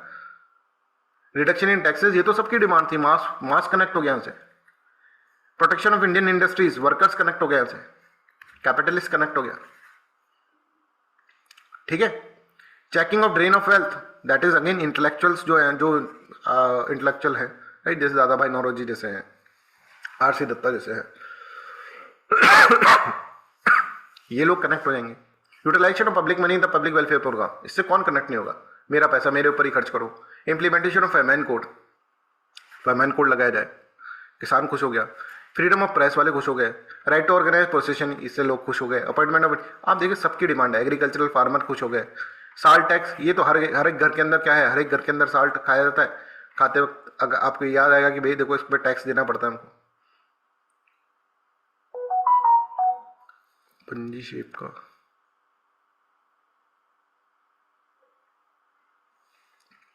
ठीक है। I hope this is clear to everyone, यहां तक समझ में आ रहा है। तो यहां पर है ना इस तरह की चीजें होती थी, राइट। तो ये सब बातें हुई थी। अब इनका मेथड क्या है, मेथड अगर हम देखें तो देखो, early demands on the Indian national Congress shows that it was nationalist secular for all classes and displayed hope. Secular demand है, ऐसा नहीं कि भैया मुस्लिम लीग और वो जो डिमांड करते थे, बाद में जो मुस्लिम लीग आएगी वो जो डिमांड करते थे कि मुस्लिम्स के लिए ऐसा कर दो या हिंदूज के लिए ऐसा कर दो या ऐसा कर दो, तो ऐसा कर दो, राइट, ऐसा नहीं। अब नेचर देखो, annual Congress session was held in the different cities generally at the end of the year. They would first elect a president initially through the consensus and later on through the voting, right? They would draft a resolution at the end of the meeting, generally through the consensus in a democratic environment. ठीक है? The Congress leader would present the same resolution before the concerned authority in the form of prayers, petitions, application, जैसे मैंने आपको बताया था. The language was soft and humble. तो कहीं से भी इनको ऐसा नहीं लगने देना कि भाई आते ही तुमने छक्के मारने की कोशिश करी, लोग कैच आउट हो गए, अगला वाला परेशान, वो उसको पता ही नहीं भैया बॉल की शाइन में कैसे खेलना है ना। थर्ड वाला भी आउट हो गया, फिर तो भैया ऐसे ओपनर आउट हो जाते हैं जल्दी से, तो आप देखते हैं ना पूरा थर 50-60 रन के अंदर ही सब सारे पेविलियन के अंदर मिलते हैं, क्योंकि ओपनर अपना काम करना बड़ा जरूरी है। ओपनर इसलिए जितना ओपनर अच्छा होना उतना ठीक, तो ये भी ओपनर ही है एक तरह से, right. Proceeding and resolution of the Congress sessions was also publish in the newspaper and the magazines, many among them were themselves editor. सारे के सारे एडिटर सब जो थे वो सब आ गए, सारे न्यूज़पेपर में छाप देते थे। तो ये कुछ इंडियन नेशनल कांग्रेस के बारे में हमने इसके अंदर समझा। I hope this is clear to everyone. तो यहाँ तक की क्लास अपन रख लेते हैं आज, फिर मिलते हैं नए साल, ठीक है, 1 साल बाद मिलते हैं फिर, right. So that's all for today's class.